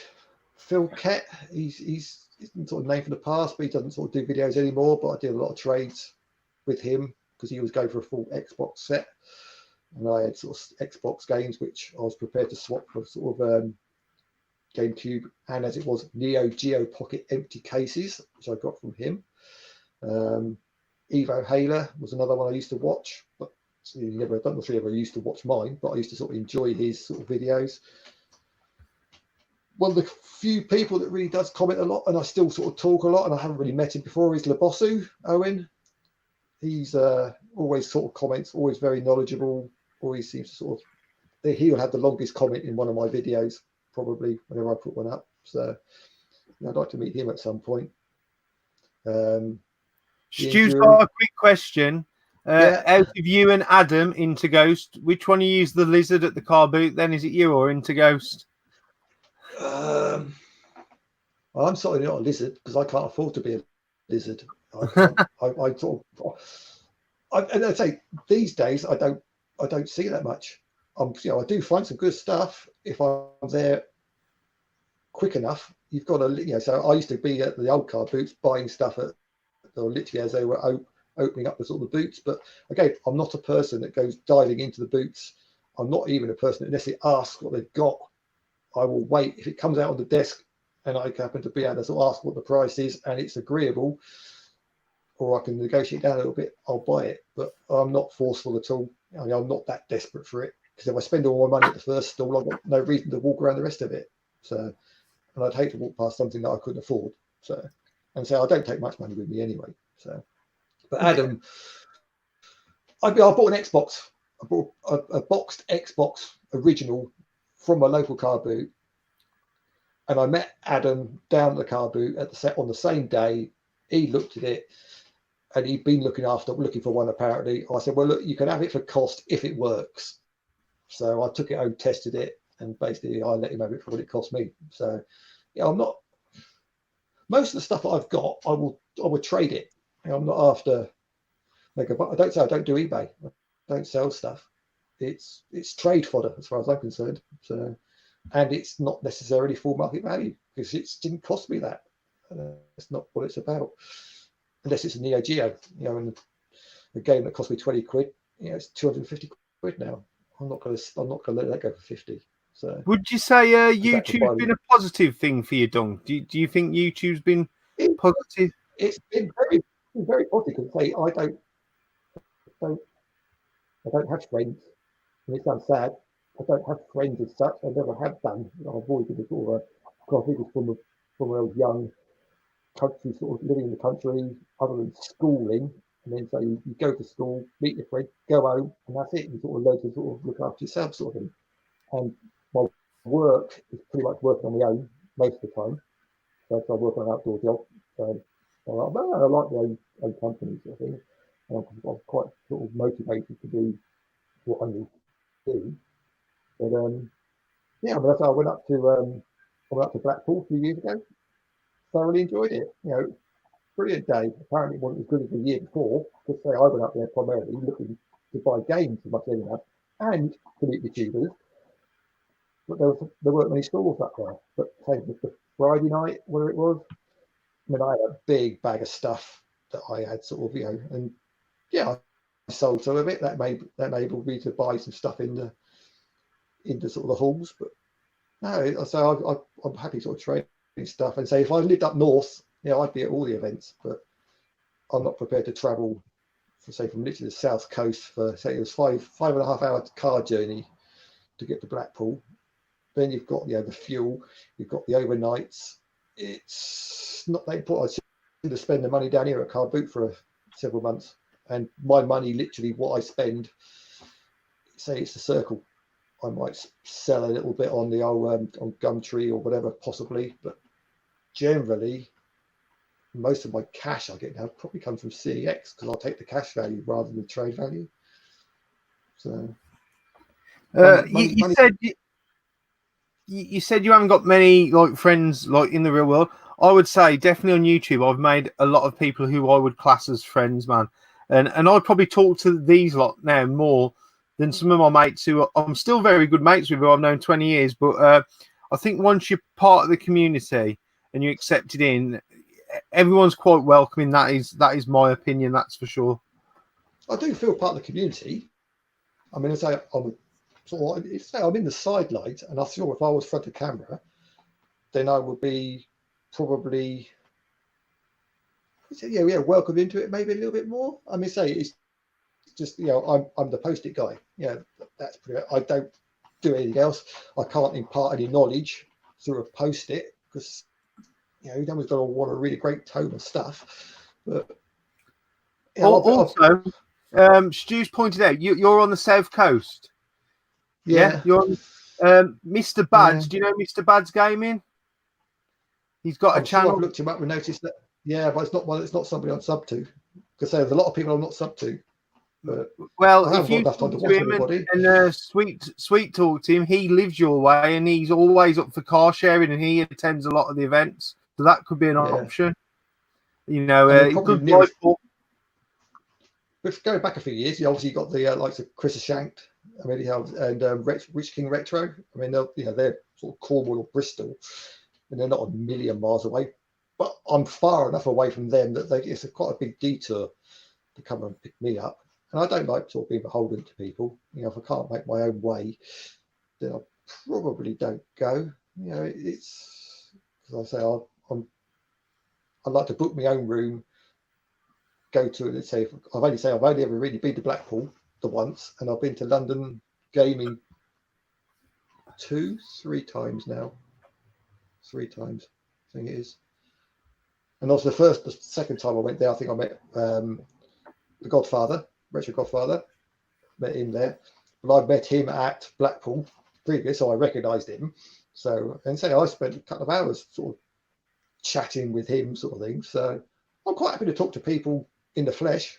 I just can't do it behind the camera. Just can't do it. Yeah, it's not a problem. What I'm saying is there's a lot of like Big Mikey from Bristol. He'd go halves on fuel. Like, you know, if you wanted to get to events and we'd like to see you at events, we make these connections happen if you don't know people. Because at the end of the day, you know, it makes the journey more for everyone. We've all got a common interest, and the more people we have at these events, like yourself, someone who's been around YouTube a long time, the better they are for everyone, that's for sure. Well, I say it's a few years now. I mean, it was 2011, you know, it's 8 or 9 years. I was in probably around, we'll say, when people seem to think it's at its best.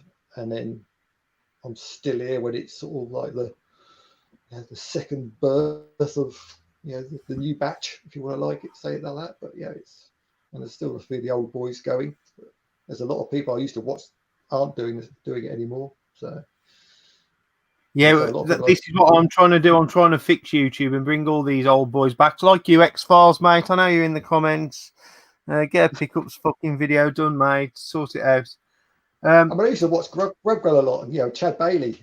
But they say they're on Instagram, but they're not doing videos anymore much. Well, Grub's not doing much, but I think Stu used to be good friends with Gub, and he always used to mention him, but I've not seen him do any content for a long time.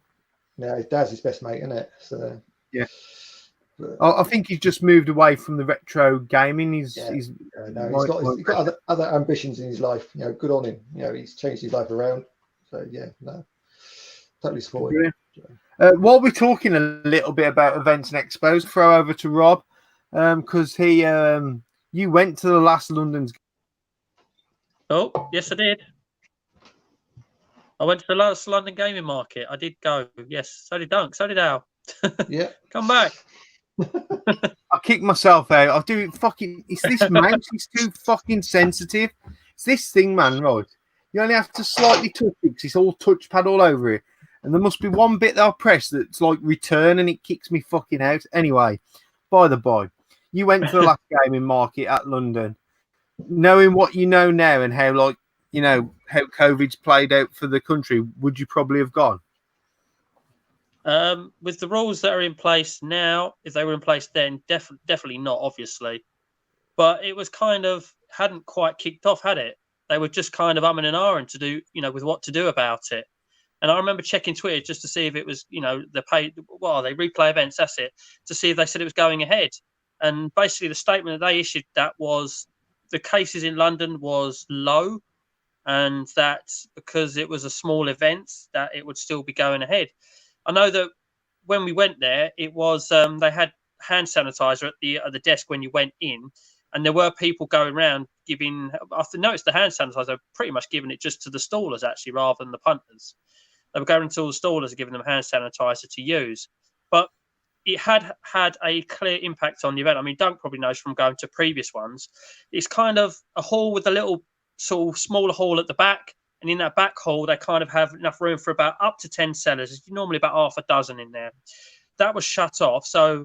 Obviously, a lot of sellers had decided not to go, but I never realised until after I actually watched my own sort of walk around back that I don't know, Doug might agree with me, but I thought the rows were wider apart as well, so there's probably potentially one less row as well. So it had impacted the traders. I had seen on Twitter and Facebook that a few traders had said because of the current situation we're not going, but they decided to put it on and. Back then, it wasn't such a big issue, and people weren't as worried. So we was just like, we're not going to let it affect our day out because obviously I spoke to Al, said he's still going, mate. He said, yeah, we're not going to let it affect our day out. We're going to go, but give it another week. Jesus Christ, I'd have been like, no, mate, ain't happening. So yeah, we were just literally on the cusp, wasn't it, and just about survived. I think it was probably the last event. I know.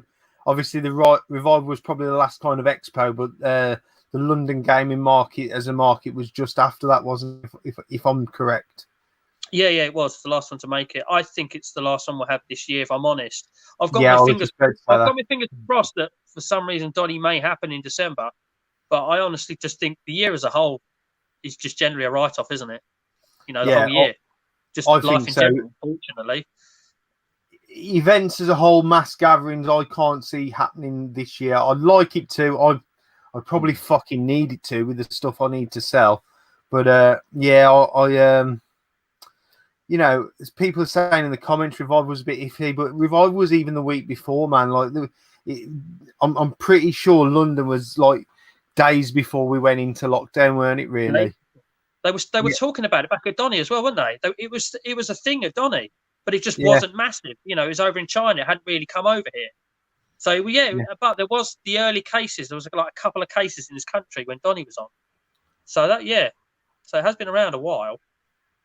But okay, I've just been offered a little bit of a challenge, right? Dana, I'll put up a pickups video when you pronounce my name right. Okay, Mr. X-Files 2708. So that means you got to do a fucking Pickles video now because I said X-File and not X-File. So welcome back to YouTube, Marcus. Thank you, mate. Don't ever challenge me. I'll fucking always try and do it. So back down to Dunk. Are you still going to the... Obviously, you're not going to the fucking booters now. But, you know, is the booters and charity shops where a lot of your pickups still in there? Do you still love the thrill of the hunt? Yeah, I mean, that's where I've basically always got all my stuff from. I mean, most of the stuff that I've kept is basically come from the car boots. I've got it all cheap. I mean, I haven't got a large SNES or NES collection. I've got a box NES. That cost me £5. I've got about 3 or 4 games for it, but at the moment I'm in no rush to get rid of the box SNES because it's part of the Nintendo sort of lineup collection. I'm still trying to find a SNES boxed SNES because that's the only one I haven't got. And then if it's got a Mario sleeve, then all the better. I'd love that. But yeah, that's I'm still looking. I think my collecting has got. I don't collect for everything. Can't collect for everything. I just say I've run out of space. Really, I mean, I'd be divorced if I sort of collected for absolutely everything, and I don't have the money to collect for everything. I go to sort of the London Gaming event primarily because it's my boy, my eldest, now works in London, so it gives the opportunity for us to go and say hello to him, go and let the wife obviously go and see him as well. There's a good campsite locally, the Crystal Palace, so we can sort of get in on the train. So that weekend I spent riding the underground. We ate in numerous Spoons, Wetherspoons pubs. They were rammed to the gills, full of people. Then you go into the gaming event, and that was, busy, but say lots of hand sanitizer and such like. And then I'm sort of traveling back from there on the tube again at peak time, sort of commuter time. I as far as I'm aware, I could have had it. I don't know because there's so many people going around that aren't showing symptoms. I may be one of those people. I had a bit of a cough, but who knows? But it's not car boots around this way. They ain't going to happen. I mean, say I've got one literally I could walk to. It's 5 minutes walk from me. So that's the one where I get most of the. But I'm not trying. I've got another one I drive to, but again, it's not going to be on this year. Charity shops. I've picked up a few things from charity shops, but again, I can't see them. They're going to let one person in at a time, 2 people in a shop to keep the sort of social distancing going. They've got to make some money, but somebody walking in to have a look to walk out again, it's not making the money, is it? It's not like Tesco's where you've got to go in there and you've got to buy stuff. It's not instant money. They're not going to allow sort of people just looking. And I don't know what's going to be in a charity shop. I'll walk in there, I might walk straight in, walk round, walk out again. What's the benefit of that? You mean walking, go straight to the DVD? Walking straight to the DVD sections, no games, straight back out. But what's the benefit of that? It's not going to do the charity shop any good, is it? It's just taking up, if somebody's going in there for a new coat, I don't know, anybody going in there is not going to necessarily find something, but say if there's not a game on the shelf, I'm going to walk out. Unless I might look for a steel book or something, but it's quite limited what I sort of go into charity shops, and they're going to be the last ones to open. They're not essential. I don't consider them essential at all. No. And quite honestly, now with sort of Boris and he's sort of, he's relaxing stuff now as it is. I mean, obviously, I do a lot of running, so I'm going out sort of pretty much every day as part of my exercise. And I've sort of noticed this morning, I'll do a sort of regular loop. They've started the old, the builders can go back to work sort of thing, And I've run past a couple of building sites, and you've got all the sort of the builders coming in, and they're virtually holding hands.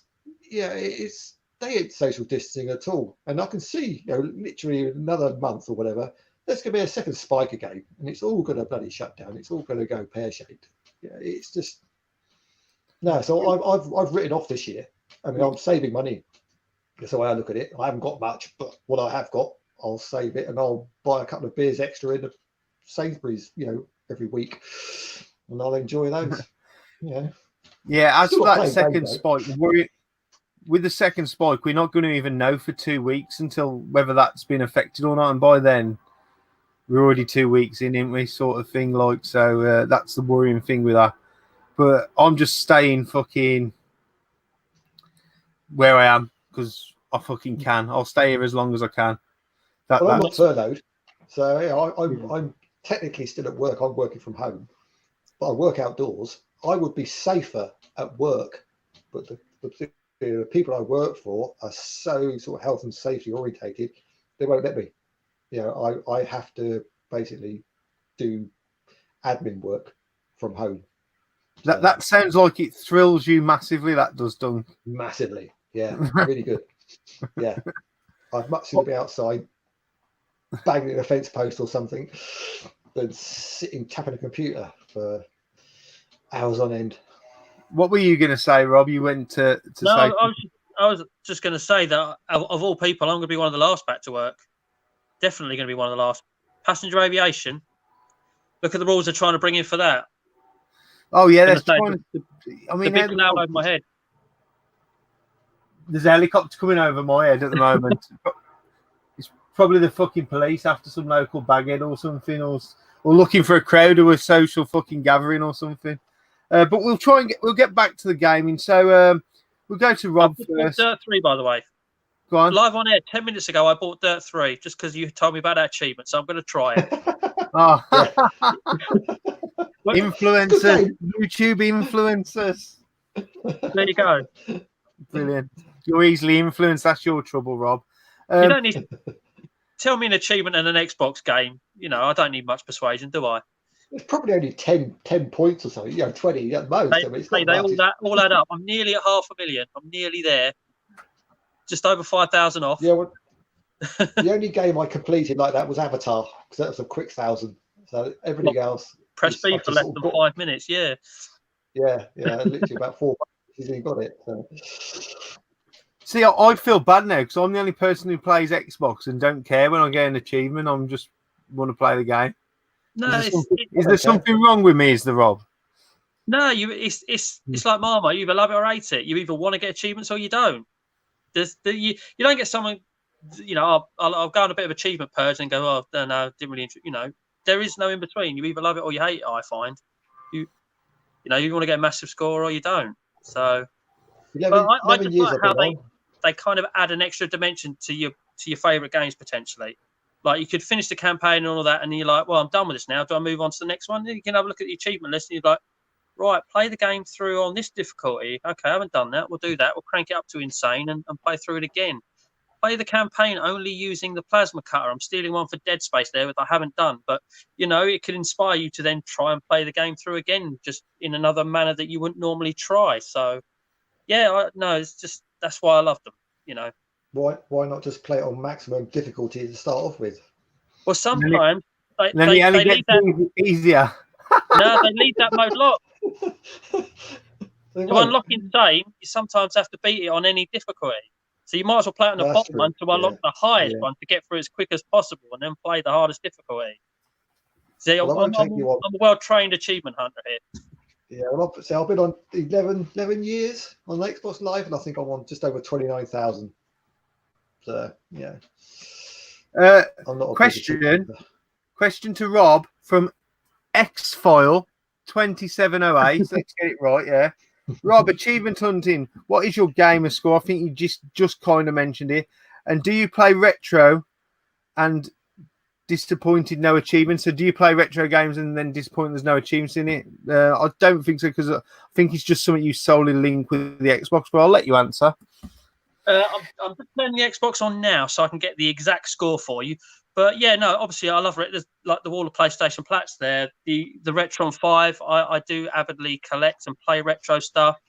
You know, obviously I do little videos on that as well. So no, I do love playing the retro, but it's just a case of I always preferred Xbox anyway beyond the PlayStation 1 or when the Xbox is. I say that I actually skipped past the original one. But once I hit that 360 and I got that first pop, it was just a dimension of gaming I enjoyed. It doesn't stop me playing PlayStation. I have got a PS3. I play PS1, 2. Not so keen on PS3 games. I've got to be honest with you. I don't know what it is about them. I've still got the exclusives. There are still some that I want to play, like The Last of Us. I know you're not hot on it, Dana. I've still got the Uncharted. I want to get through them. That motorsport game. Right, we nearly booted up. Right, my exact game score is 493,310. So yeah, we're a little over 6,000 off. So that will happen this month, and I will hopefully stream it because, as I said to you earlier, Dana, we're working on the tech. We're nearly there. We're in a way where you can actually stream it and have them pop up on screen, hopefully. But yeah, no, I love retro. I still make time for it.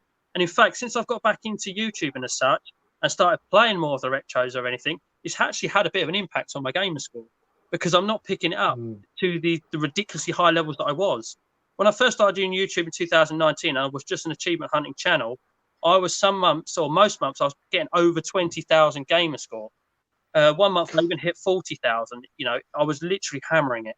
But I started playing both, and now I average, between 5 and 10, to be honest with you. But most good months now, I've picked it up again lately, is between 10 and 20. So yeah, no, I do play both. I do love both, and I will make sure that both get just as much of attention as the other, shall we say now. No, that's cool, man. That's good. Was there a chap called Sorry, Stallion? what was that? Was there a chap called Stallion or something? Going for $1 million? Did he ever get it?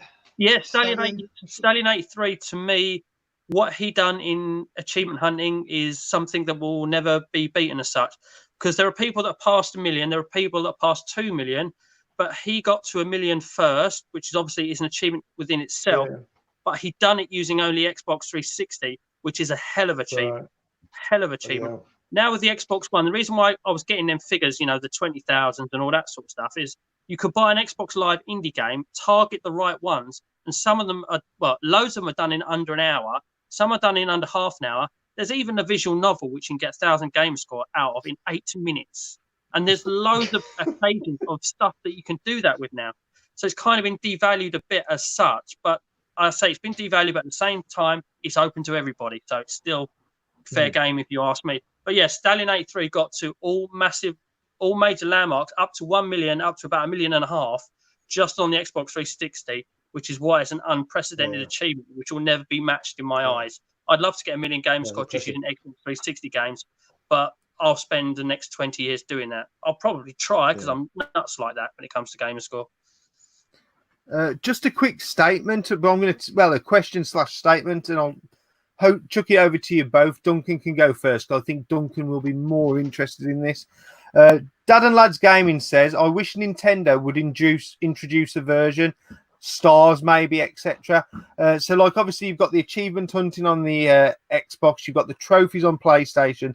There's nothing for Nintendo. So what do you reckon about that, Dunk? Obviously, you're a big Nintendo fan and you own the Switch. Yeah. And obviously, it will be carried across to the 3DS, etc., you know? Yeah, I mean, it's almost like microtransactions, isn't it, or whatever. You know, you end up having to buy something to get extra sort of points to go to a catalogue or similar, you know. But I was buying all the games. The actual sort of Nintendo points were, they were sort of secondary to that. And I just, because I was going for a lot of first-party games, I was scratching them off now. You know, I'm trying to find those bloody Nintendo VIP points that aren't scratched because I want to put them back into games because I don't like having the games with scratch points in there. You know, my sort of standard of what is a complete game has changed slightly. So that's the one thing I will swap out if I buy a Wii game or possibly a Wii U game or a Game Boy game or whatever. If I find one with unscratched points, that's the first thing that gets swapped out. That's what I'm looking for. Now, and I'll buy a game because it hasn't got scratch points. So I tell you what, I might have some of them, and if I do, you can have them gladly. I might have some unscratch points. I mean, there's some of the sort of the heavy hitters. I don't know whether like Mario Baseball or whatever on the Gamecube, whether that's actually unscratched. I'm not that anal about it. If I find them, I'll swap them out. But you know, there are people that is quite important, you know. But then people were after the stars points and they wanted to get all the figures. I've got most of the freebie. Well, not free because you had to obviously buy the game to get them. But I've got the Luigi diorama. I've got the sort of the full Nintendo diorama. I picked up a copy of Nintendo. What was it? Was it Game Boy Advance Golf on the Game Boy? I think, yeah, that's sealed. So that's still sealed. They've all got through the points, the stars system. So, but it's just because I was collecting a lot of games, or I was buying cheap stuff from Card Boots or whatever. But I was still putting the stars on, even if I wasn't playing the games. I was just trading the game in, but actually use the points. So I got some nice bits with this Nintendo system. I think what Dad and Lad is like Nintendo having their own sort of achievement system some way. Do you think that's something they should? No, well, not for me personally, because I don't necessarily go for Xbox achievements. It doesn't make any difference. I don't play enough games to push for that. I used to sort of try and get. Well, no, I play a lot of Forza. I play a lot of Forza Horizon 4, and if there's one on there which I think is a challenge, I'll go for it. But just because it's a challenge, but I'm not going to go through the list trying to knock them off. That's not what my gaming's about. I'm quite happy dipping in. I play old stuff online. I play on my own. I'm playing Warzone at the moment. I don't think there are no achievements in that, but I'm quite happy playing that. I play that and Forza Horizon 4. Those are about the only two games I play online at the moment. And so, achievements, points, it doesn't really. No, it wouldn't make me buy a game or be sort of a console. Buy more stuff on a console to get it. No, doesn't really float me. That's fine. We'll ask Rob then. So say Nintendo bought their similar sort of thing to Xbox achievements on the Switch, compatible with the 3DS. Would that be something that might interest you? Well, so obviously it wouldn't interest me personally, but that's only because I do achievements. You tend to find that people that have their chosen thing, whether you're Xbox, you're Sony, you have your trophies. You're generally not both. You're either achievements or your trophies. So I must admit, I think it would be nice for the Nintendo people to have that sort of thing in gaming for them. I mean, achievements came first, and I think Sony realised that it was a good idea. People were into it, so they brought in the trophy system. So I don't see why not that, for Nintendo owners, it could be a nice thing for them to do, to have their option as well. So, it's not for me because I've got achievements. But if I was Nintendo, solely Nintendo, then I might be swayed into being that sort of person with that sort of brand, So, I think it'd be nice for them. No worries. And a quick question for you from Retro Red Steve. Question for Rob. What is the most satisfying achievement he has got? Most satisfying? I'm finding it hard to split between two for personal reasons. Well, the first one is, this one always comes to mind straight away when people say, what's the best, your proudest achievement, all that sort of stuff, is obviously the very first game I ever bought when I got a 360 gifted to me was actually PES 2010. I know, just a generic sports title, nothing special, but there's an achievement in that. I forget the title of the achievement name, but it was, me in online gaming. I don't really like online competitive. When I go online, I like to play co-op.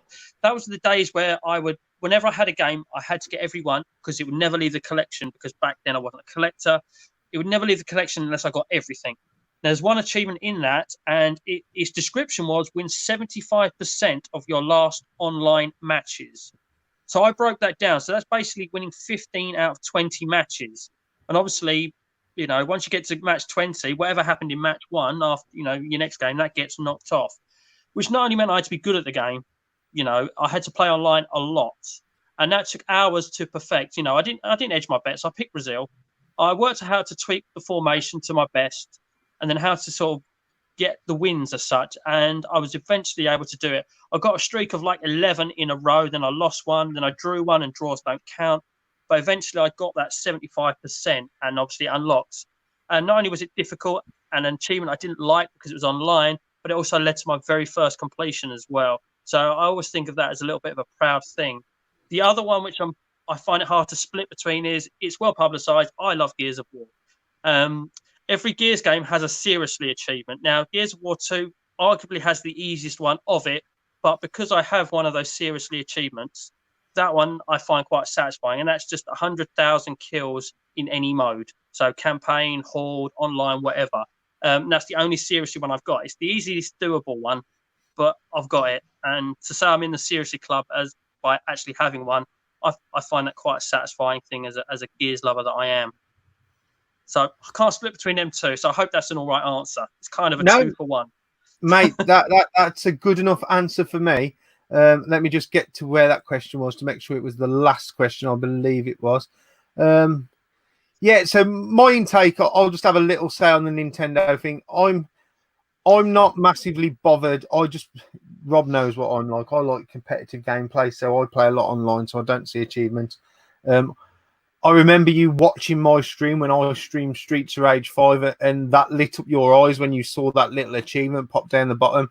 Now, to me, it meant absolutely fuck all. I didn't even read it. I'll be honest with you, because like I just focus on the game, and I get that you love that. Is it something that they should bring to Nintendo? Probably. But then again, I respect Nintendo because they always like to do their own thing. They've always been the trendsetters. They've always tried to be unique and different. So maybe they're probably being stubborn and don't want to jump on board. Let it be Sony. Let it be Microsoft's things. We'll just do our own thing because, Nintendo like to start. No one needs to tell Nintendo what to do. They've got nothing to prove to no one anymore. They've always been a very popular and dominant franchise, and I'm fucking hating that I'm saying that because I know Raz is in the room. Just a quick question from me. I was just going to call you Woolly Weeble then for some reason instead of fucking Don. Just to confirm, you have got a complete GameCube set, am I correct? And have you got variants of the actual consoles? I've got boxed black and boxed black, boxed indigo, but I haven't got the Zelda, Metroid, those sorts of. Nah. Do you want me to show you the best looking GameCube here? Because I'm going to get you mine, man. Spice. I love the white one, the pearl white. Mario football one. Yeah, I love that one. That's my favourite one. I've seen a couple of those about, but if I see one, if I saw one at the car boot, I'd buy it. But I'll say I'm not overly worried about it being boxed. I've got this thing. I want a spiced orange one, probably because everybody's got one. And I'd like a modded one because everybody's got one. Raz hasn't got a proper modded one. Yeah, he's still fucked. I think. I picked up an Indigo GameCube years ago now at a car boot where locally, and it's got a Indigo Game Boy player on the bottom. It's got the old switch on the back. At the time, I didn't know what it was for. I didn't have a clue. It was just, what the hell's on that? And it's obviously a Japanese one, which switchable for US and Japanese. So that's my modded Game Boy. That was £2.50. So I play my American games on that. So I mean, I could play the old freeloaders, but no, I play the American games on the modded one. If I play the games, I'm like Tootie. I rarely play them now, to be quite honest. I'm sort of more of that's expensive. I can afford that in CEX. I've got the credit. I'll buy it, sort of thing, and it can sit on the shelf. So I've got a list of games I'd like to get. At the moment, I'm going for Rising Star games. Seems to be. Don't know why, but that's something I seem to be sort of aiming at. It's my subset because the cube set is done. As far as I'm concerned, if I was going to be really finicky, I've got one thing to get on the set, and that's the Donkey Konga 2 bongo set. I need the outer sleeve for the box. So I've got the bongos, I've got the game. I just haven't got the outer sleeve which says Donkey Konga 2 on it. That is the most expensive part of that fucking set, isn't it? That silly sleeve. Yeah. I could go on Amazon and buy one for 35 quid if I wanted to, and it's damaged. But so if I went on eBay, I could probably find one. I've never done eBay. I don't intend to start eBay. So it's probably something I'll never get unless I go to, say, London Revival or one of those sort of gaming events. I might see it. That's why I go to the gaming events, really, looking for Donkey Konga 2. No worries. I just want to answer one quick question because it's from Nathan's Gaming. who do you guys get your systems modded by? I just want to say Simon Locke. Simon Locke seems to be everyone's go-to guy. I know Beeps is good as well. In fact, go to Beeps because Simon Locke's got 2 of my systems I need him to fix. So fuck you lot. Don't send anything to Simon Locke until he's done mine. But no, in all seriousness, Simon Locke is a great guy. He's on YouTube. He's on Facebook if you're on Facebook. It depends what you want doing, but he does all the work for the play events. So, you know, he's a trusted guy. I say this about everyone, but Simon Locke especially, he's one of the nicest people you will ever meet in your life. And he's a top guy, and he does a lot of work for everyone in the community. So if you can't get in touch with Beeps, obviously Raz has got Frederick in Sweden who's trying to fix his fucked Spice Gamecube. There's something working. Sorry to laugh, Raz. I don't mean to laugh. But yeah, Simon Locke is the man to go to, Nate. So back over to me. I want to say thank you both for coming on today. Obviously, Dunk for appearing on camera is a treat for a lot of people who've watched your channel for a long time. Come on, Dunk, let me build you up, man. All you've said all night, my channel's crap. I'm not a treat. You know what? You're one of the people who, when your name is mentioned, it's followed by the words, "He's a really nice guy," and that means a lot in this gaming community. And so, like, the fact that I've been able to let you, some of the people who watched you, who've traded with you, you know, over the years, that they can see and hear what you've got to say. That's an honor for me, and I just want to say thank you for you coming on. And obviously, Rob, thank you for jumping on as well, because once I knew I got Dunk coming on, I wanted to have that little talk about being an off-screen presence. So thanks, Rob, for jumping on as well. I appreciate that. Yeah, no worries, mate. No worries, man. Enjoyed it. As I always finish my streams, it's a message from you two guys. So, Rob, if you want to go first, message to the people watching, and then you, please, Dunk. Well, actually, I'm going to start by thanking you and thanking everybody that you've had on in the past, because, as you know, I've already mentioned it, I live alone and I'm furloughed. I've only been out 4 times, and these streams, a couple of hours an evening a week, really help. They really help with, you know, just your mental health and things like that, having something to do, people to engage with. And then the 2 days that you're not streaming, I have my pod recording and the podcast on Sunday. Which, by the way, you're definitely not streaming Sunday, are you? Can I just mention something quickly? Is that all right? Yeah, of course. No, I don't stream Sundays. God's day of rest. Sunday, I mean, man's day of rest, not God's. I am. On Sunday, obviously, we have our podcast. I don't know if people are aware, we're going to hit double figures this weekend.